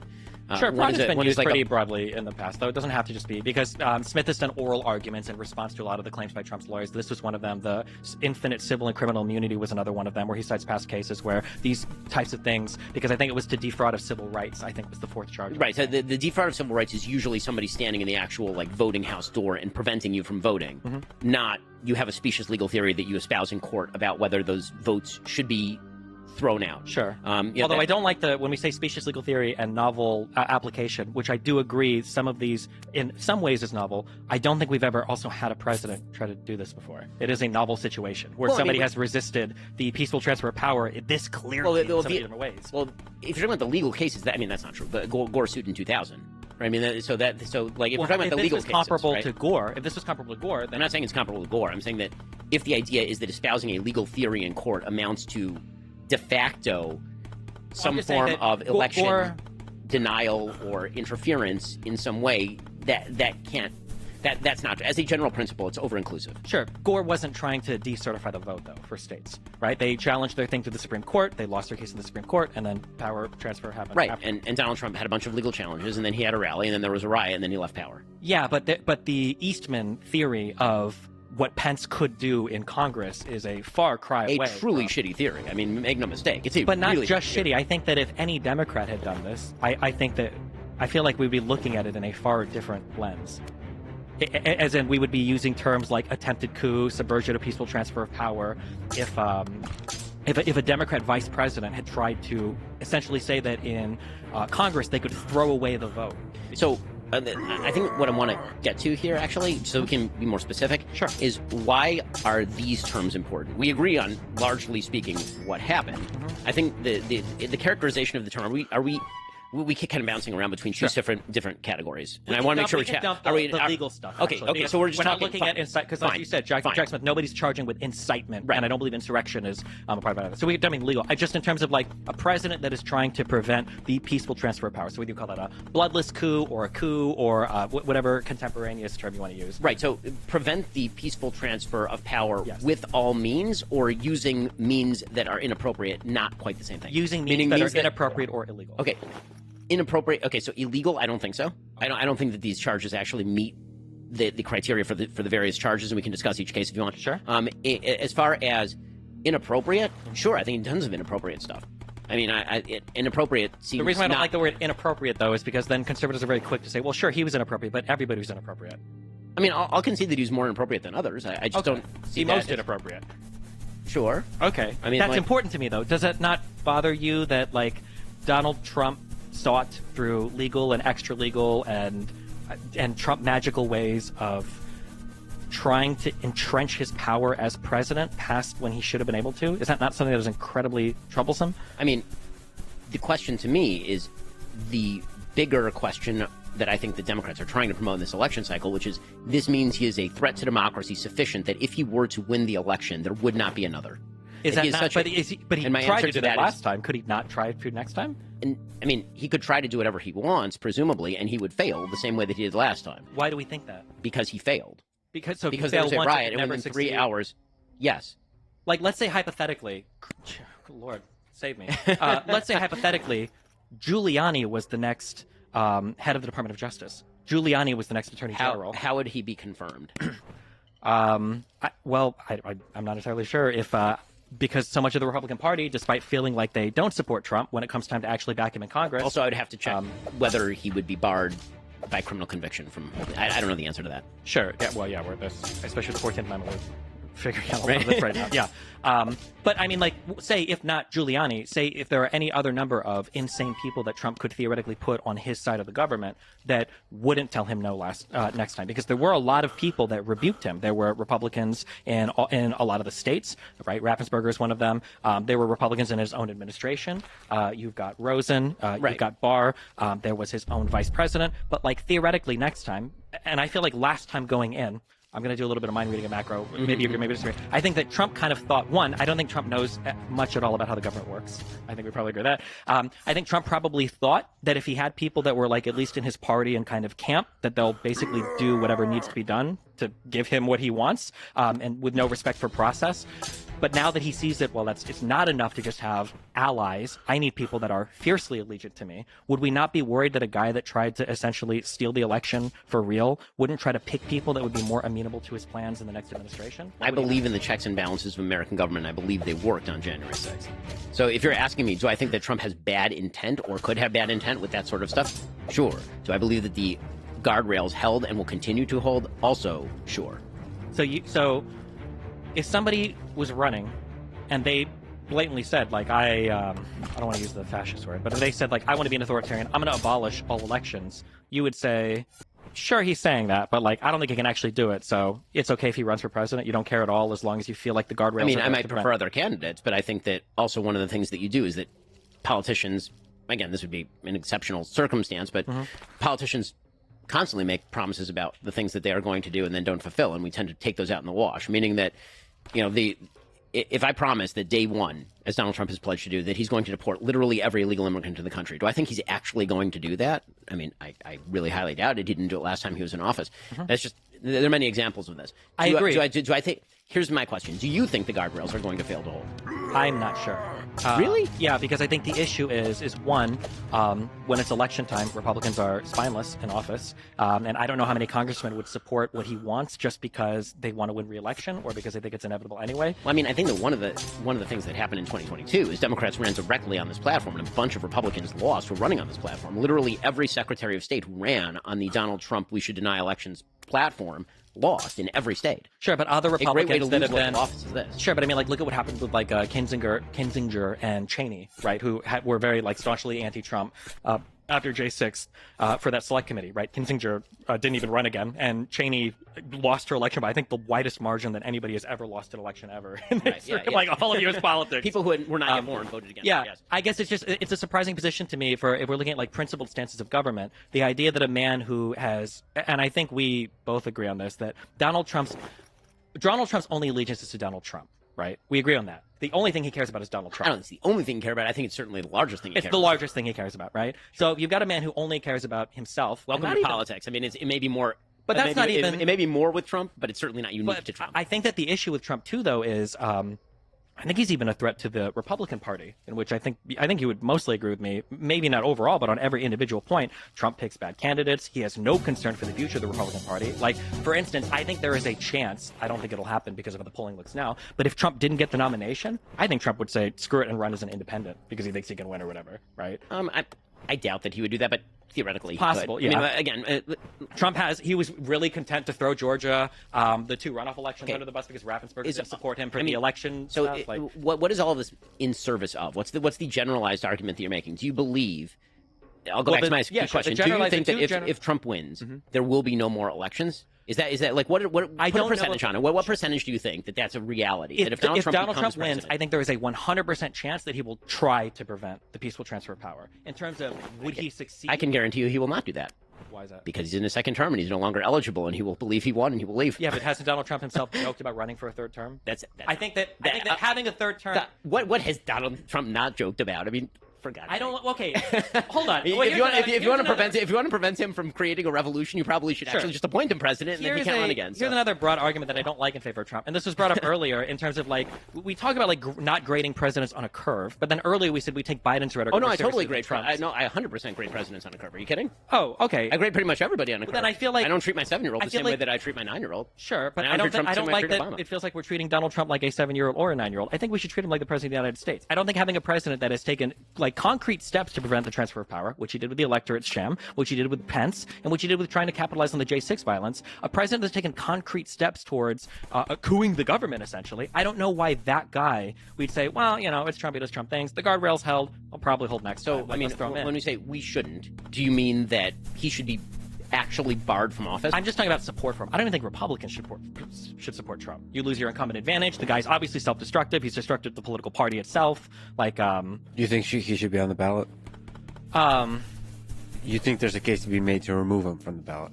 I think there's a case to be made, but man, the phrasing, for as much as our governmental founding fathers and everybody else, wrote nice amendments and wrote nice in the Constitution, some of the phrasing is very, very, very blah.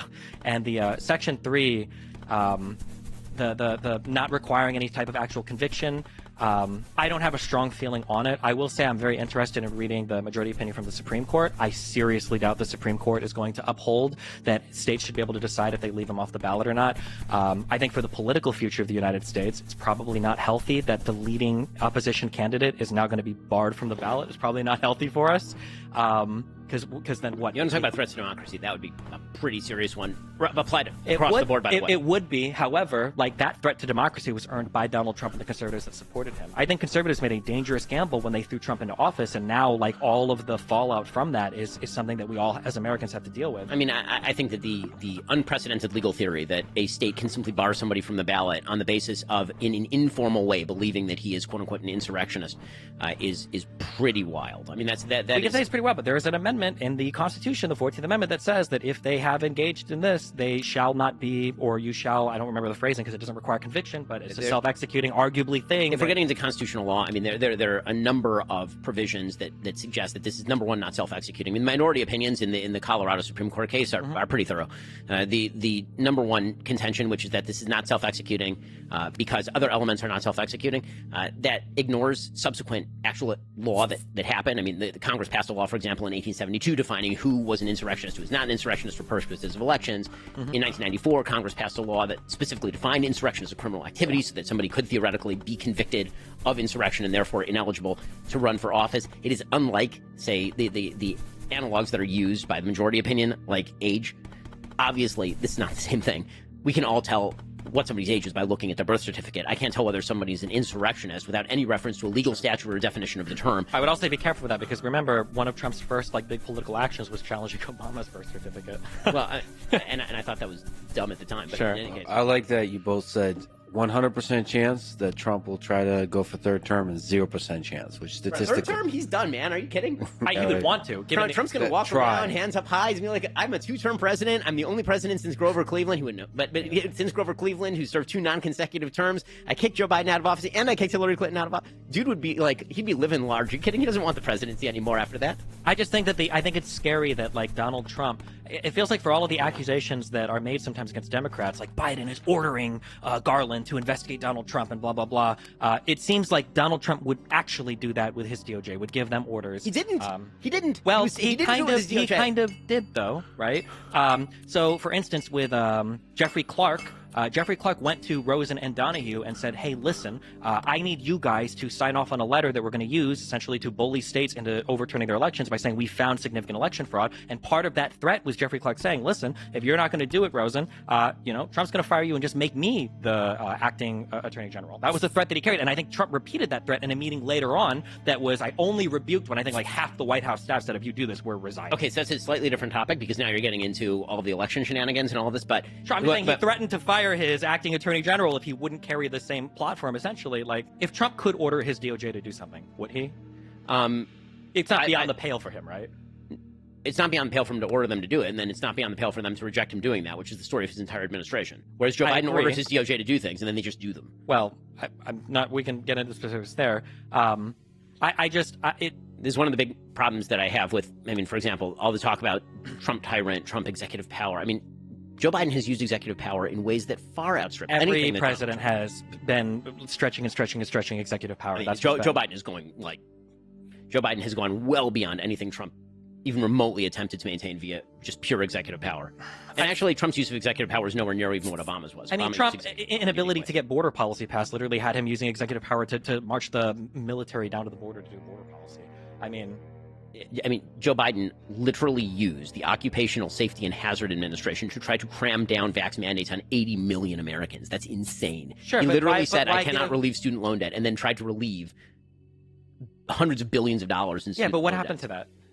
It got struck down by the Supreme Court, and then they still did it. Biden brags about it. For what he was able to relieve, which I think were related to particular types of student loan debt. But I'm just saying that the guardrails are holding with Biden as much as they're holding with Trump. The only difference is that once Biden exhausts his executive power, he's not running around lying to people or trying to extort people or trying to and concoct insane schemes. Well, here's the way I would think of this. Think of the guardrails holding as the filter. Sure. Okay, meaning the coffee is in the filter. Some of it's what you want is going to get through, and all the stuff. The guardrails prevent the other stuff from getting through. Mm-hmm. Now the question becomes, what liquid are you pouring into the filter? Okay, meaning so if a filter exists, if the guardrails hold, and if Donald Trump can't steal elections, what's the policy that comes through the other end of the filter? The policy I get from Donald Trump on the other end of the filter is a bunch of stuff that I like. The policy that I get from Joe Biden on the other end of the filter is a bunch of bullshit I don't. So that's the basic calculation. Okay, so then the idea is essentially that Donald Trump's rhetoric is insane, but we don't care. Donald Trump would probably try to steal an election if he could, but he probably won't be able to. He's not going to do it again. I told you. He's not. You don't think he has any? Why not? Because he won't be eligible to be on the ballot in. By the way, you want to talk about 14th Amendment? Mm-hmm. That's where the 14th Amendment applies. Okay, that's where it actually applies. Meaning you cannot. He is not qualified to be on the ballot in 2028 if he is the president of the United States. States can literally, in self-executing fashion, take him off the ballot, just like he's past the age of 35. Once you have been president 2 times, you're no longer eligible to be president of the United States. Then you actually have a strong little case to keep him off the ballot. Why would the 14th Amendment stop if he thought Vice President Pence could unilaterally decide the outcome of the election? When he's not on the ballot?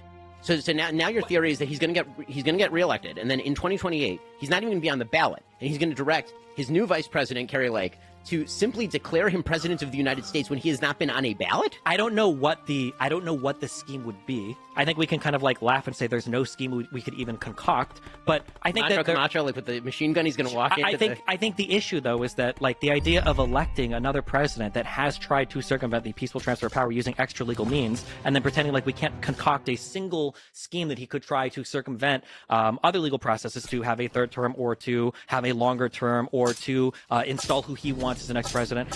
When a person has already shown you who they are, and when every single person around him agrees with that, when every single person that's worked with him, save for Sidney Powell, Eastman, and Giuliani, which I don't think anybody would want to throw their lot in with those 3. It just seems wild to me that we would say we're just going to go ahead and trust this guy with another term of president, but he can't run for a third term, so it's fine. When there's 50 million other things. And I'll make you the case that if you want him not to make election trouble, you should elect him president in the next election cycle, and then he will be ineligible. Okay. Well, I find that to be a wholly unconvincing argument, but okay. Well, recently in the news, the presidents of Harvard, Penn, and MIT failed to fully denounce calls for genocide, and that rose questions about the influence of DEI programs at universities. And so maybe either looking at this or zooming out more broadly at identity politics at universities or identity politics, wokeism in our culture, how big of a threat is it to our culture, to Western civilization? So obviously I'm going to say it's a huge threat. The reason that I think this is a huge threat, I want to give a definition of wokeism because people are very often accused of not using wokeism properly or believing that it's sort of a catch-all phrase. I don't think it's a catch-all term. I think that wokeism has its roots in postmodernism, which essentially suggests that every principle is a reflection of underlying structures of power, and that therefore any inequality that emerges under such a system is a reflection, again, of that structure of power. That used to be applied in sort of Marxist ways, the suggestion being that economic inequality was the result of misallocation of power in the structure preserved by an upper crust of people who wanted to cram down exploitation on people. That was sort of the Marxist version of postmodernism. And then it got transmuted into sort of a racial version of postmodernism, in which the systems of the United States are white supremacist in orientation and are perpetuated by a group of people who are, in fact, in favor of the preservation of white power and white supremacy. That is the generalized theory of critical race theory, as proposed by, for example, Gene Stefanchik and Richard Delgado in their book on critical race theory. That has taken a softer form that we refer to as DEI. The key in DEI is the E, meaning equity. So equity is a term that does not mean equality. People mix it up. Equality is the idea that we all ought to have equal rights, that we all ought to be treated equally by the law. Equity is the idea that if there is an inequality that emerges from any system, it is therefore due to discrimination. And the best way to tell whether somebody has been victimized is by dint of their race. And we can tell whether you're a member of an oppressed group or an oppressor group by the intersectional identity that you carry and by the nature of your group's success or failure predominantly along economic and power lines in American life. This means that if one group is predominantly successful economically, they must be a member of the victimizing class. And the only corrective for that would be, as Ibram X. Kendi likes to suggest, effectively anti-racist policy is racism in the service of destroying racism. That you're going to have to discriminate on the basis of race in order to correct for discrimination that's baked into the system. That's incredibly dangerous. It leads to a victim-victimizer narrative that is unhealthy for individuals and terrible for societies. It relieves people of individual responsibility, and it destroys the very notion of an objective metric by which we can decide meritocracy. And meritocracy is the only system human beings have ever devised that has positive externalities in literally any area of life. Every other distribution of wealth, power, done along other lines that is not having to do with merit has negative externalities. Every system having to do with merit has positive externalities because presumably the most effective and useful people are going to succeed under those systems. That's the very basis of a meritocracy. And the externalities of that mean that other people benefit from the meritorious and excellent performance of those people. Maybe it would be good to get your comments, your old stomping ground, Harvard. Do you think the president of Harvard should have been fired? I mean, I think she should have been fired not over the plagiarism allegations. I think she should have been fired based on her performance just at that congressional hearing. If the word black had been substituted for Jew in that statement by Elise Stefanik that she was asking about, or trans, or literally any other minority in America, maybe with the exception of Asian, then the answer would have been very different coming from Cloudy and Gay. With that said, I don't think the firing of Cloudy and Gay really accomplishes very much. Meaning, did she get what she deserved? Sure. Does that mean that the underlying DEI equity-based system has been in any way severely damaged? No, I think that this is a way for universities, it's true for Liz McGill at Penn also, to basically throw somebody overboard as the sacrifice to maintain the underlying system that continues to predominate at American universities, where they spend literally billions of dollars every year on DEI initiatives and diversity hires and diversity administrators and all of this. I mean, one of the costs of education escalating is in the massive administrative function that is now undertaken by universities, as opposed to teaching and cost of dorms and such. You guys probably agree on a lot of this, right? Kind of, maybe, yeah. I don't know what makes things do this, but it feels like we can never have a good thing and then have it end as a good thing. Things always get taken to their extreme, and then we have to fight on those extremes. I would argue that back in my day, we called it SJW, Social Justice Warriors, before it became woke, I think like 2013 onwards, whatever. Like, there are aspects to wokeism that I think are good. Like, I like the additional representation that we have in media now. I like how, as much as people complain about the internet and how it's regulated, that there are way more groups that are represented on the internet, whether we're talking X, the platform formerly known as Twitter or Facebook or whatever. I think in some ways, or whether we're pushing, like women's achievements in school and in the wider workforce, I think that these are all good things. The issue that you run into is people don't ever have a stopping point, and I think people kind of get lost in this woke for woke's sake thing, where we start to see these very weird warpings of these like academic, I guess, arguments that are used for really horrible things. So, for instance, I think that you can talk about in the United States things like white supremacy or things like oppression of certain demographics, especially with like Jim Crow laws and pre-Jim Crow. And you can even talk about effects from that. But then when you run into this weird world where we've kind of warped these things so that like not only is white supremacy still as present today as it ever has been, well, actually, black people and other minorities can't even be racist. They don't have the power to, because we're going to use a different definition of racism. And we can only talk about punching up as opposed to punching down. And we're actually going to say it's totally okay for these people to say or do whatever they want, and it's never bad. But like white people who have always been the oppressors, even if you're like a trailer park guy whose family's addicted to meth, you have all this privilege, et cetera, et cetera. I think that you run into these issues where wokeism, it starts off as like a really good idea, and I would argue has achieved really good things, especially in regards to like women's education and everything. And then it just gets so academia-ized, so there's a word there, academic, whatever, where you take something and you put it in school too much, and then it comes out as some Frankenstein, cancer baby of like horrible things, such that today when I'm reading stuff, and I know Ben is the same way, like if I even hear somebody say the word like anti-racism, I'm probably ignoring every other thing you have to say. If you utter the word like colonial anything, I'm probably going to say you probably don't have anything good to say.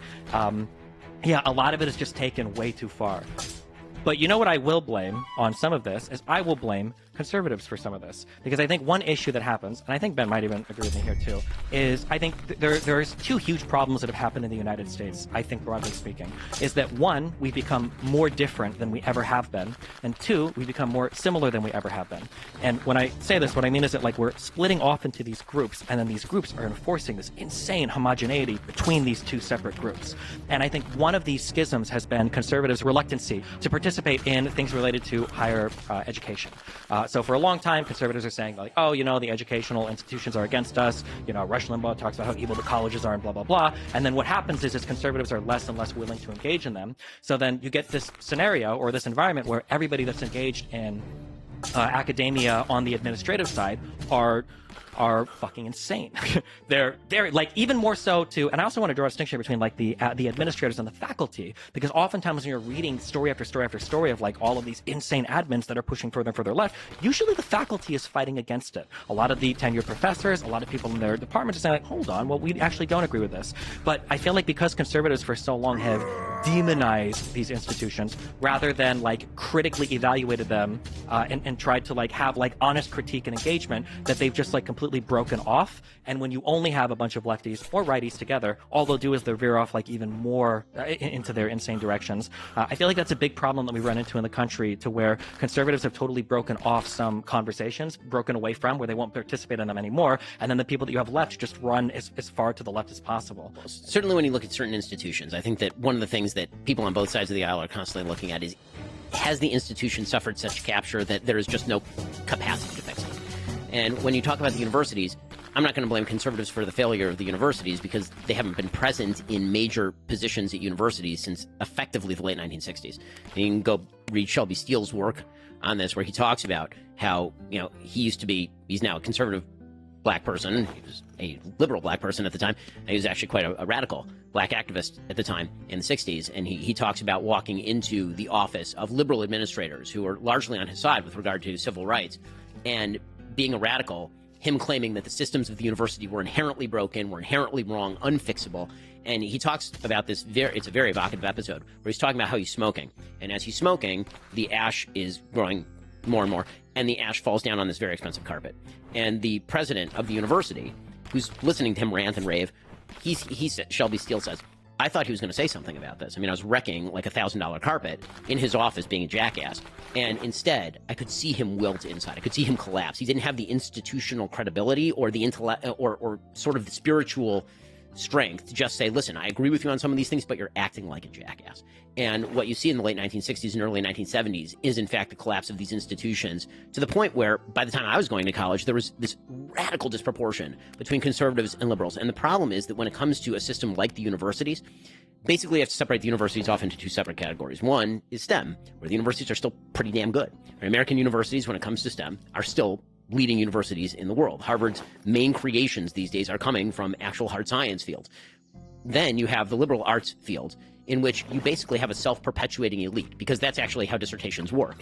If you have somebody who's very far to the left and you decide that you're going to write a dissertation on the history of American gun rights, the chances that that is going to be approved by your dissertation advisor are much lower than if you happen to write something that tends to agree with the political positions of your dissertation advisor. Now, listen, I think there are open and tolerant professors, even in the liberal arts at these universities. I went to these universities, right? I went to UCLA, went to Harvard Law School. When I was at Harvard Law School, one of my favorite professors was Lani Guinier. Lani Guinier, they tried to appoint her, I believe, Secretary of Labor under Clinton, and she was too liberal, and she got rejected. So she was like a full-on communist. By the time I went there, she was great. We had debates every day. It was wonderful. She used to write me recommendations for my legal jobs after we left. Randall Kennedy, I don't agree with him very much. Randall Kennedy was a terrific professor. There are some professors who are like this. Unfortunately, there tends to be, in these echo chambers, more and more ideological conformity that is rigorously enforced, and it is by left on left. So, for example, when I was at Harvard Law School, the president of the university was another president who ended up being ousted, Larry Summers. Larry Summers had been the Secretary of Treasury under Bill Clinton, and he made the critical error of suggesting that perhaps the dearth of women in hard sciences in prestigious positions was due to possibly two factors that people were refusing to talk about. One was the possibility that women actually didn't want to be in hard sciences at nearly the rates that men do, which happens to be true. And two was the distribution of STEM IQ, right, which is something that you certainly were not allowed to talk about. The idea that the men's bell curve when it comes to IQ, particularly on STEM subjects, tends to be shallower than the women's bell curve. So when you get to the very end of the bell curve, what you tend to see is a lot of really dumb guys and a lot of really smart guys. And so when you're talking about the top universities, maybe that has something to do with the disproportion. And he's trying to explain that to say that our systems are not discriminating. If we end up with more men than women, maybe more men are applying and more men are qualified. That's quite. He was ousted for that by a left-wing faculty and general alum network at Harvard University. So there's a lot to blame conservatives for surrendering the playing field. I totally agree that conservatives should not have surrendered the playing field in some institutions. Colleges were surrendered a lot earlier than 20 years ago. They were surrendered in the late 1960s, early 1970s. Yeah, so I think that a couple things. So one of the big issues that I have with kind of like this, I don't know if we call it era of Trumpism or populism, is this total disregard for institutions and this disconnect from participation in the system. So it's one of the big things that I fight with progressives about, who cares because they're all 20 years old, they don't vote anyway. But it's another thing that I notice with a lot of people that are Trump voters, Trump fans or whatever, is this idea where we say this institution is irrevocably destroyed. It's irredeemable. It can't be saved. Nothing that we do can fix it. And I think that what that leads people to doing is, one, they disconnect further, and then two, there's a general hopelessness when it comes to how society is like ran or structured, such that you fall into that populist brain rot of the only person that can save me is Donald Trump. I can't trust literally anything. And I think that when you start driving people into that direction, all it does is it further amplifies all the problems that you're complaining about. So that's one of the reasons why when we talk about like conservative participation, I want there to be more conservatives that are trying to participate in academia, but I feel like the leading thought or the leading speaking out against it is basically saying it's a waste of time, it's completely lost. So I think that the alternative to that is that you're seeing on the right a growth of, for example, alternative universities. Saying, yeah, but that's the worst thing. No, I don't think so at all. I think competition is a great way of incentivizing some change on behalf of universities that may have forgotten that there's an entire other side of the aisle in the United States. No shot. I don't think even you think that. So first of all, let me make clear. Go. I think the entire educational system at the upper levels, if you're not in STEM, is a complete scam. I think it's a complete waste of money. I think it's a complete waste of time. And I think that it's all it is a formalized, very expensive sorting mechanism for people of IQ. That's all it is. People take an SAT, you go to a good school, you take 4 years of bullshit. I know, I did it at UCLA. And then we analyze based on your degree where you should go to law school. I could have gone directly from high school to law school with maybe 1 year of training and then done 1 year of law school and been done. Okay, the reality is that this is a giant scam. And this, again, is a bipartisan problem, but it's just a generalized problem. We have... You want to talk about things that hurt the lower classes in the United States? The bleeding of degrees up is so wild and crazy. There's so many jobs in the United States that should not require a college degree that we now require a college degree to do, because there was this weird idea that came over Americans where they mistook correlation for causation. They would say, oh, look, people who go to college are making more money than people who don't go to college. Therefore, everyone should go to college. Well, maybe the reason is because people who are going to college were better qualified for particular jobs because on average, not all the time, but on average, a lot of those people were smarter and making more money because of that. And so all you've done is you've now created these additional layers of stratification. So a person who used to be able to get a job with a college degree now has to have a postdoc degree in order to go get that degree. A person who used to be able to just graduate high school, now it's de facto, you got to go to JUCO and then you got to go to college, or nobody's even going to look at your resume. It's really, really terrible for people who can't afford all of that. It's led to this massive increase in educational cost that is inexplicable, other than this particular sort of bleed up, and by the way, federal subsidies for higher education. Again, one of my problems with federal subsidies for higher education, I'd love for everyone to be able to go to college if qualified to do so and if it is productive. But one of the things I did when I went to law school is I took loans because a bank said I was going to get my money back if I got a law degree from Harvard. But you know when you're not going to get your money back? If you're a bank, you're not going to lend to some dude who wants to major in, art theory. Because is that a good bet? There's no collateral, right? If I give a loan for a house, I can go repossess the house. How do I repossess your garbage college degree from UCLA? There's no way to do that. So, one of my, this is the broader conversation about education in general. I think the educational system is cruising for a bruising, and I think all that's necessary for it to completely collapse on the non-STEM side where you actually learn things is for people who employ to simply say, give me your SAT score and I will hire you for an apprenticeship directly out of high school. That it would cut out so much of the middleman. But as far as the general point that you're making about institutions, I may disagree on the education and how far it's gone. In general, I agree with you. So it's in general, I agree. And I get to use my favorite longest word in the English language here. I would consider myself, in many cases, an anti-disestablishmentarianist. Nice. Right? See, I like to drop that. That's it, because if you're an establishmentarian, that means you like the disestablishmentarianism. Right. So I'm an anti. So can you say that word, Dustin? That's the one we all learned growing up. Anti-disestablishmentarianism. There The you longest go. word in the dictionary. And so he is also. But and then some kid in your group would say, "What about supercalifragilistic?" And then you're what about pneumoultramicroscopic? or the science terms. Yeah, exactly. Or what about the 7,000 letter thing that's from part of biochemistry? I got my education in the Soviet Union, so we just did math. That's why you're a useful person. Soviet Union math was that 1 + 1, how to make that equal 3? We know long words, and he streams on the internet, and I talk for a living. So anyway, but the point is that I don't disagree that there is a general populist tendency on all sides of the aisle to look at the institutions and then throw them overboard. I think that some of that is earned by people who are in positions of power at institutions who have completely undermined the faith and credibility of those institutions. I think that you have to examine institution by institutions which ones are salvageable and which ones are not. So I'm not a full anti-disestablishmentarianism. I'd be partially in that camp. There are certain institutions, like higher education, in the liberal arts that I think we may be better off without. And then there are certain institutions, like, say, participation in American government, where when people talk about we need a revolution, like, no, we don't. That's not a thing. We need an evolution. We need change. We can use the system. And but I think you have to look at it industry by industry, just institution by institution. On that position on institutions, do you think Biden or Trump would side you more?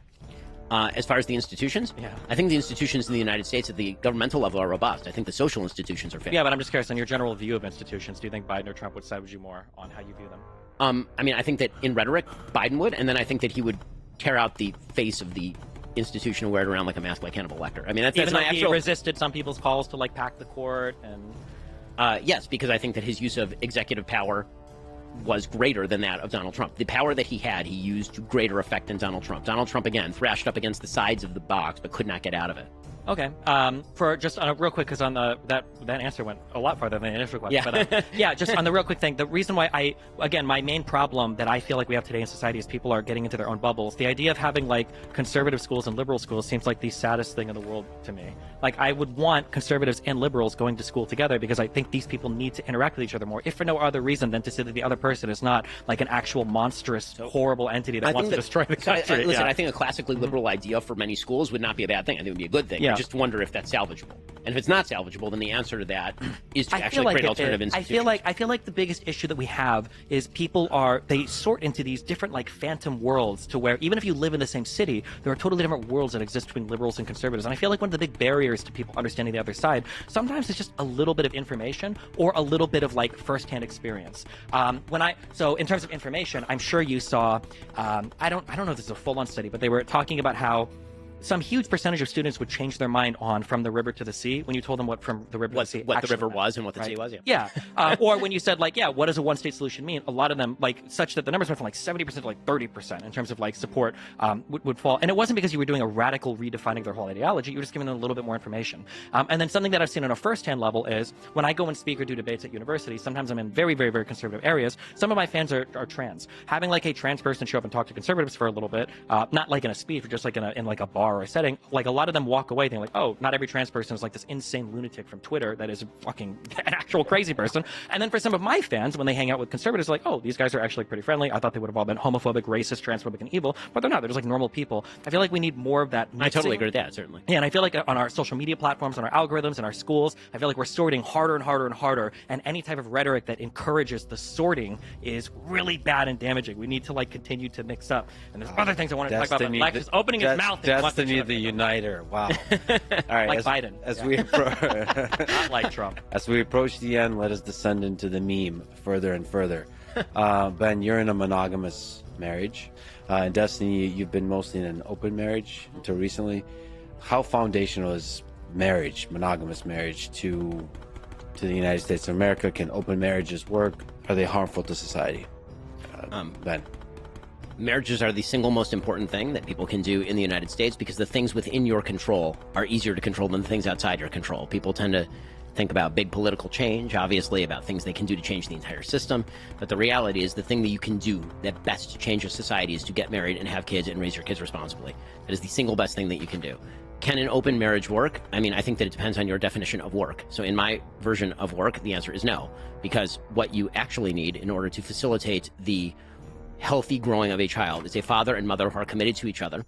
All ideas about there being no emotional component to sexual activity are completely specious. That it is truer for men than it is for women, but it's not true for either. The idea of a full commitment to a human being with whom you genetically create children, which is typically how we've done it throughout human existence, is in fact the fundamental basis for any functional civilization. It allows for the transmission of culture and values. It allows for the transmission of beliefs and responsibility. And it gives the great lie to both the communitarian lie and the atomistic individualist lie. The communitarian lie is that you belong to the giant community of man, which is not true because you have a family. And your allegiance should be and is naturally to the members of your family first. That's how we learn, and then we expound that out. And it also is a lie to the notion that we are all atomistic individuals with no responsibilities. We are born into a world of responsibilities. Everyone is born into a world of responsibilities and rules and roles, and those are good. And if we do not actually socialize our children that way, there will be, number one, no children. Number one, there will be no healthy children. Number two, there will be no healthy children. Number three, there will be not the foundation for either social fabric, which is the real glue that holds together society, or for a functional government. So, yes, monogamous marriage. I'm a fan. 15 years married, 4 kids. Yes. Destiny, what do you think? I think that when we talk about like relationships or marriage, I think something that's really important is we have to talk about whether or not children are being discussed or not. Because I think once you introduce the child aspect, I think the style or the type of relationship that you do is going to become way more important than whatever exists prior to that. Like I would agree, for instance, in terms of what Ben is saying, that there's probably going to be some structure that is ideal for the care and the raising of a child. I think that having a child gives you a much bigger buy-in to society, because now all of a sudden you care about a lot of things that you might not have before, because not only do you exist in society, you can't just run. Now you've got a child that exists there, and you've got to ensure that everything functions smoothly, not just for you, but for that child as well. And arguably, although we're getting into weird places, I guess, in the world now, like children are the primary conduit for like where you transmit like cultural values and everything. The one kind of weird thing that we're coming up against, that we have been coming up against now for some number of decades and will continue to, is as societies progress, seems like people are having less children, and I actually don't know 100% what the answer is to that question. I do. Yeah, I'm sure you do. Yeah, I mean, an implementable answer that works, that we know we can get everybody on board with. It seems like for a large part of human history, having children, and it still is, having children is awesome, and children are cool, and children are magical and miraculous and all of this, but you didn't really have much competing for your attention to have a child, right? When you hit a certain age and you started working, especially if you were a woman, I mean, childbirth is kind of the next step, and then having a family, raising your children, and then doing that is kind of the next step. Nowadays, especially with women being able to work, especially with women having access to birth control, there's a lot available in the world that's competing for the interest of people that could otherwise be having children, such that we've almost flipped it, such that, as Ben brought up earlier, like wealthy people tend to have less children than not wealthy people, or unless you're part of particular religious communities that push childbirth a lot.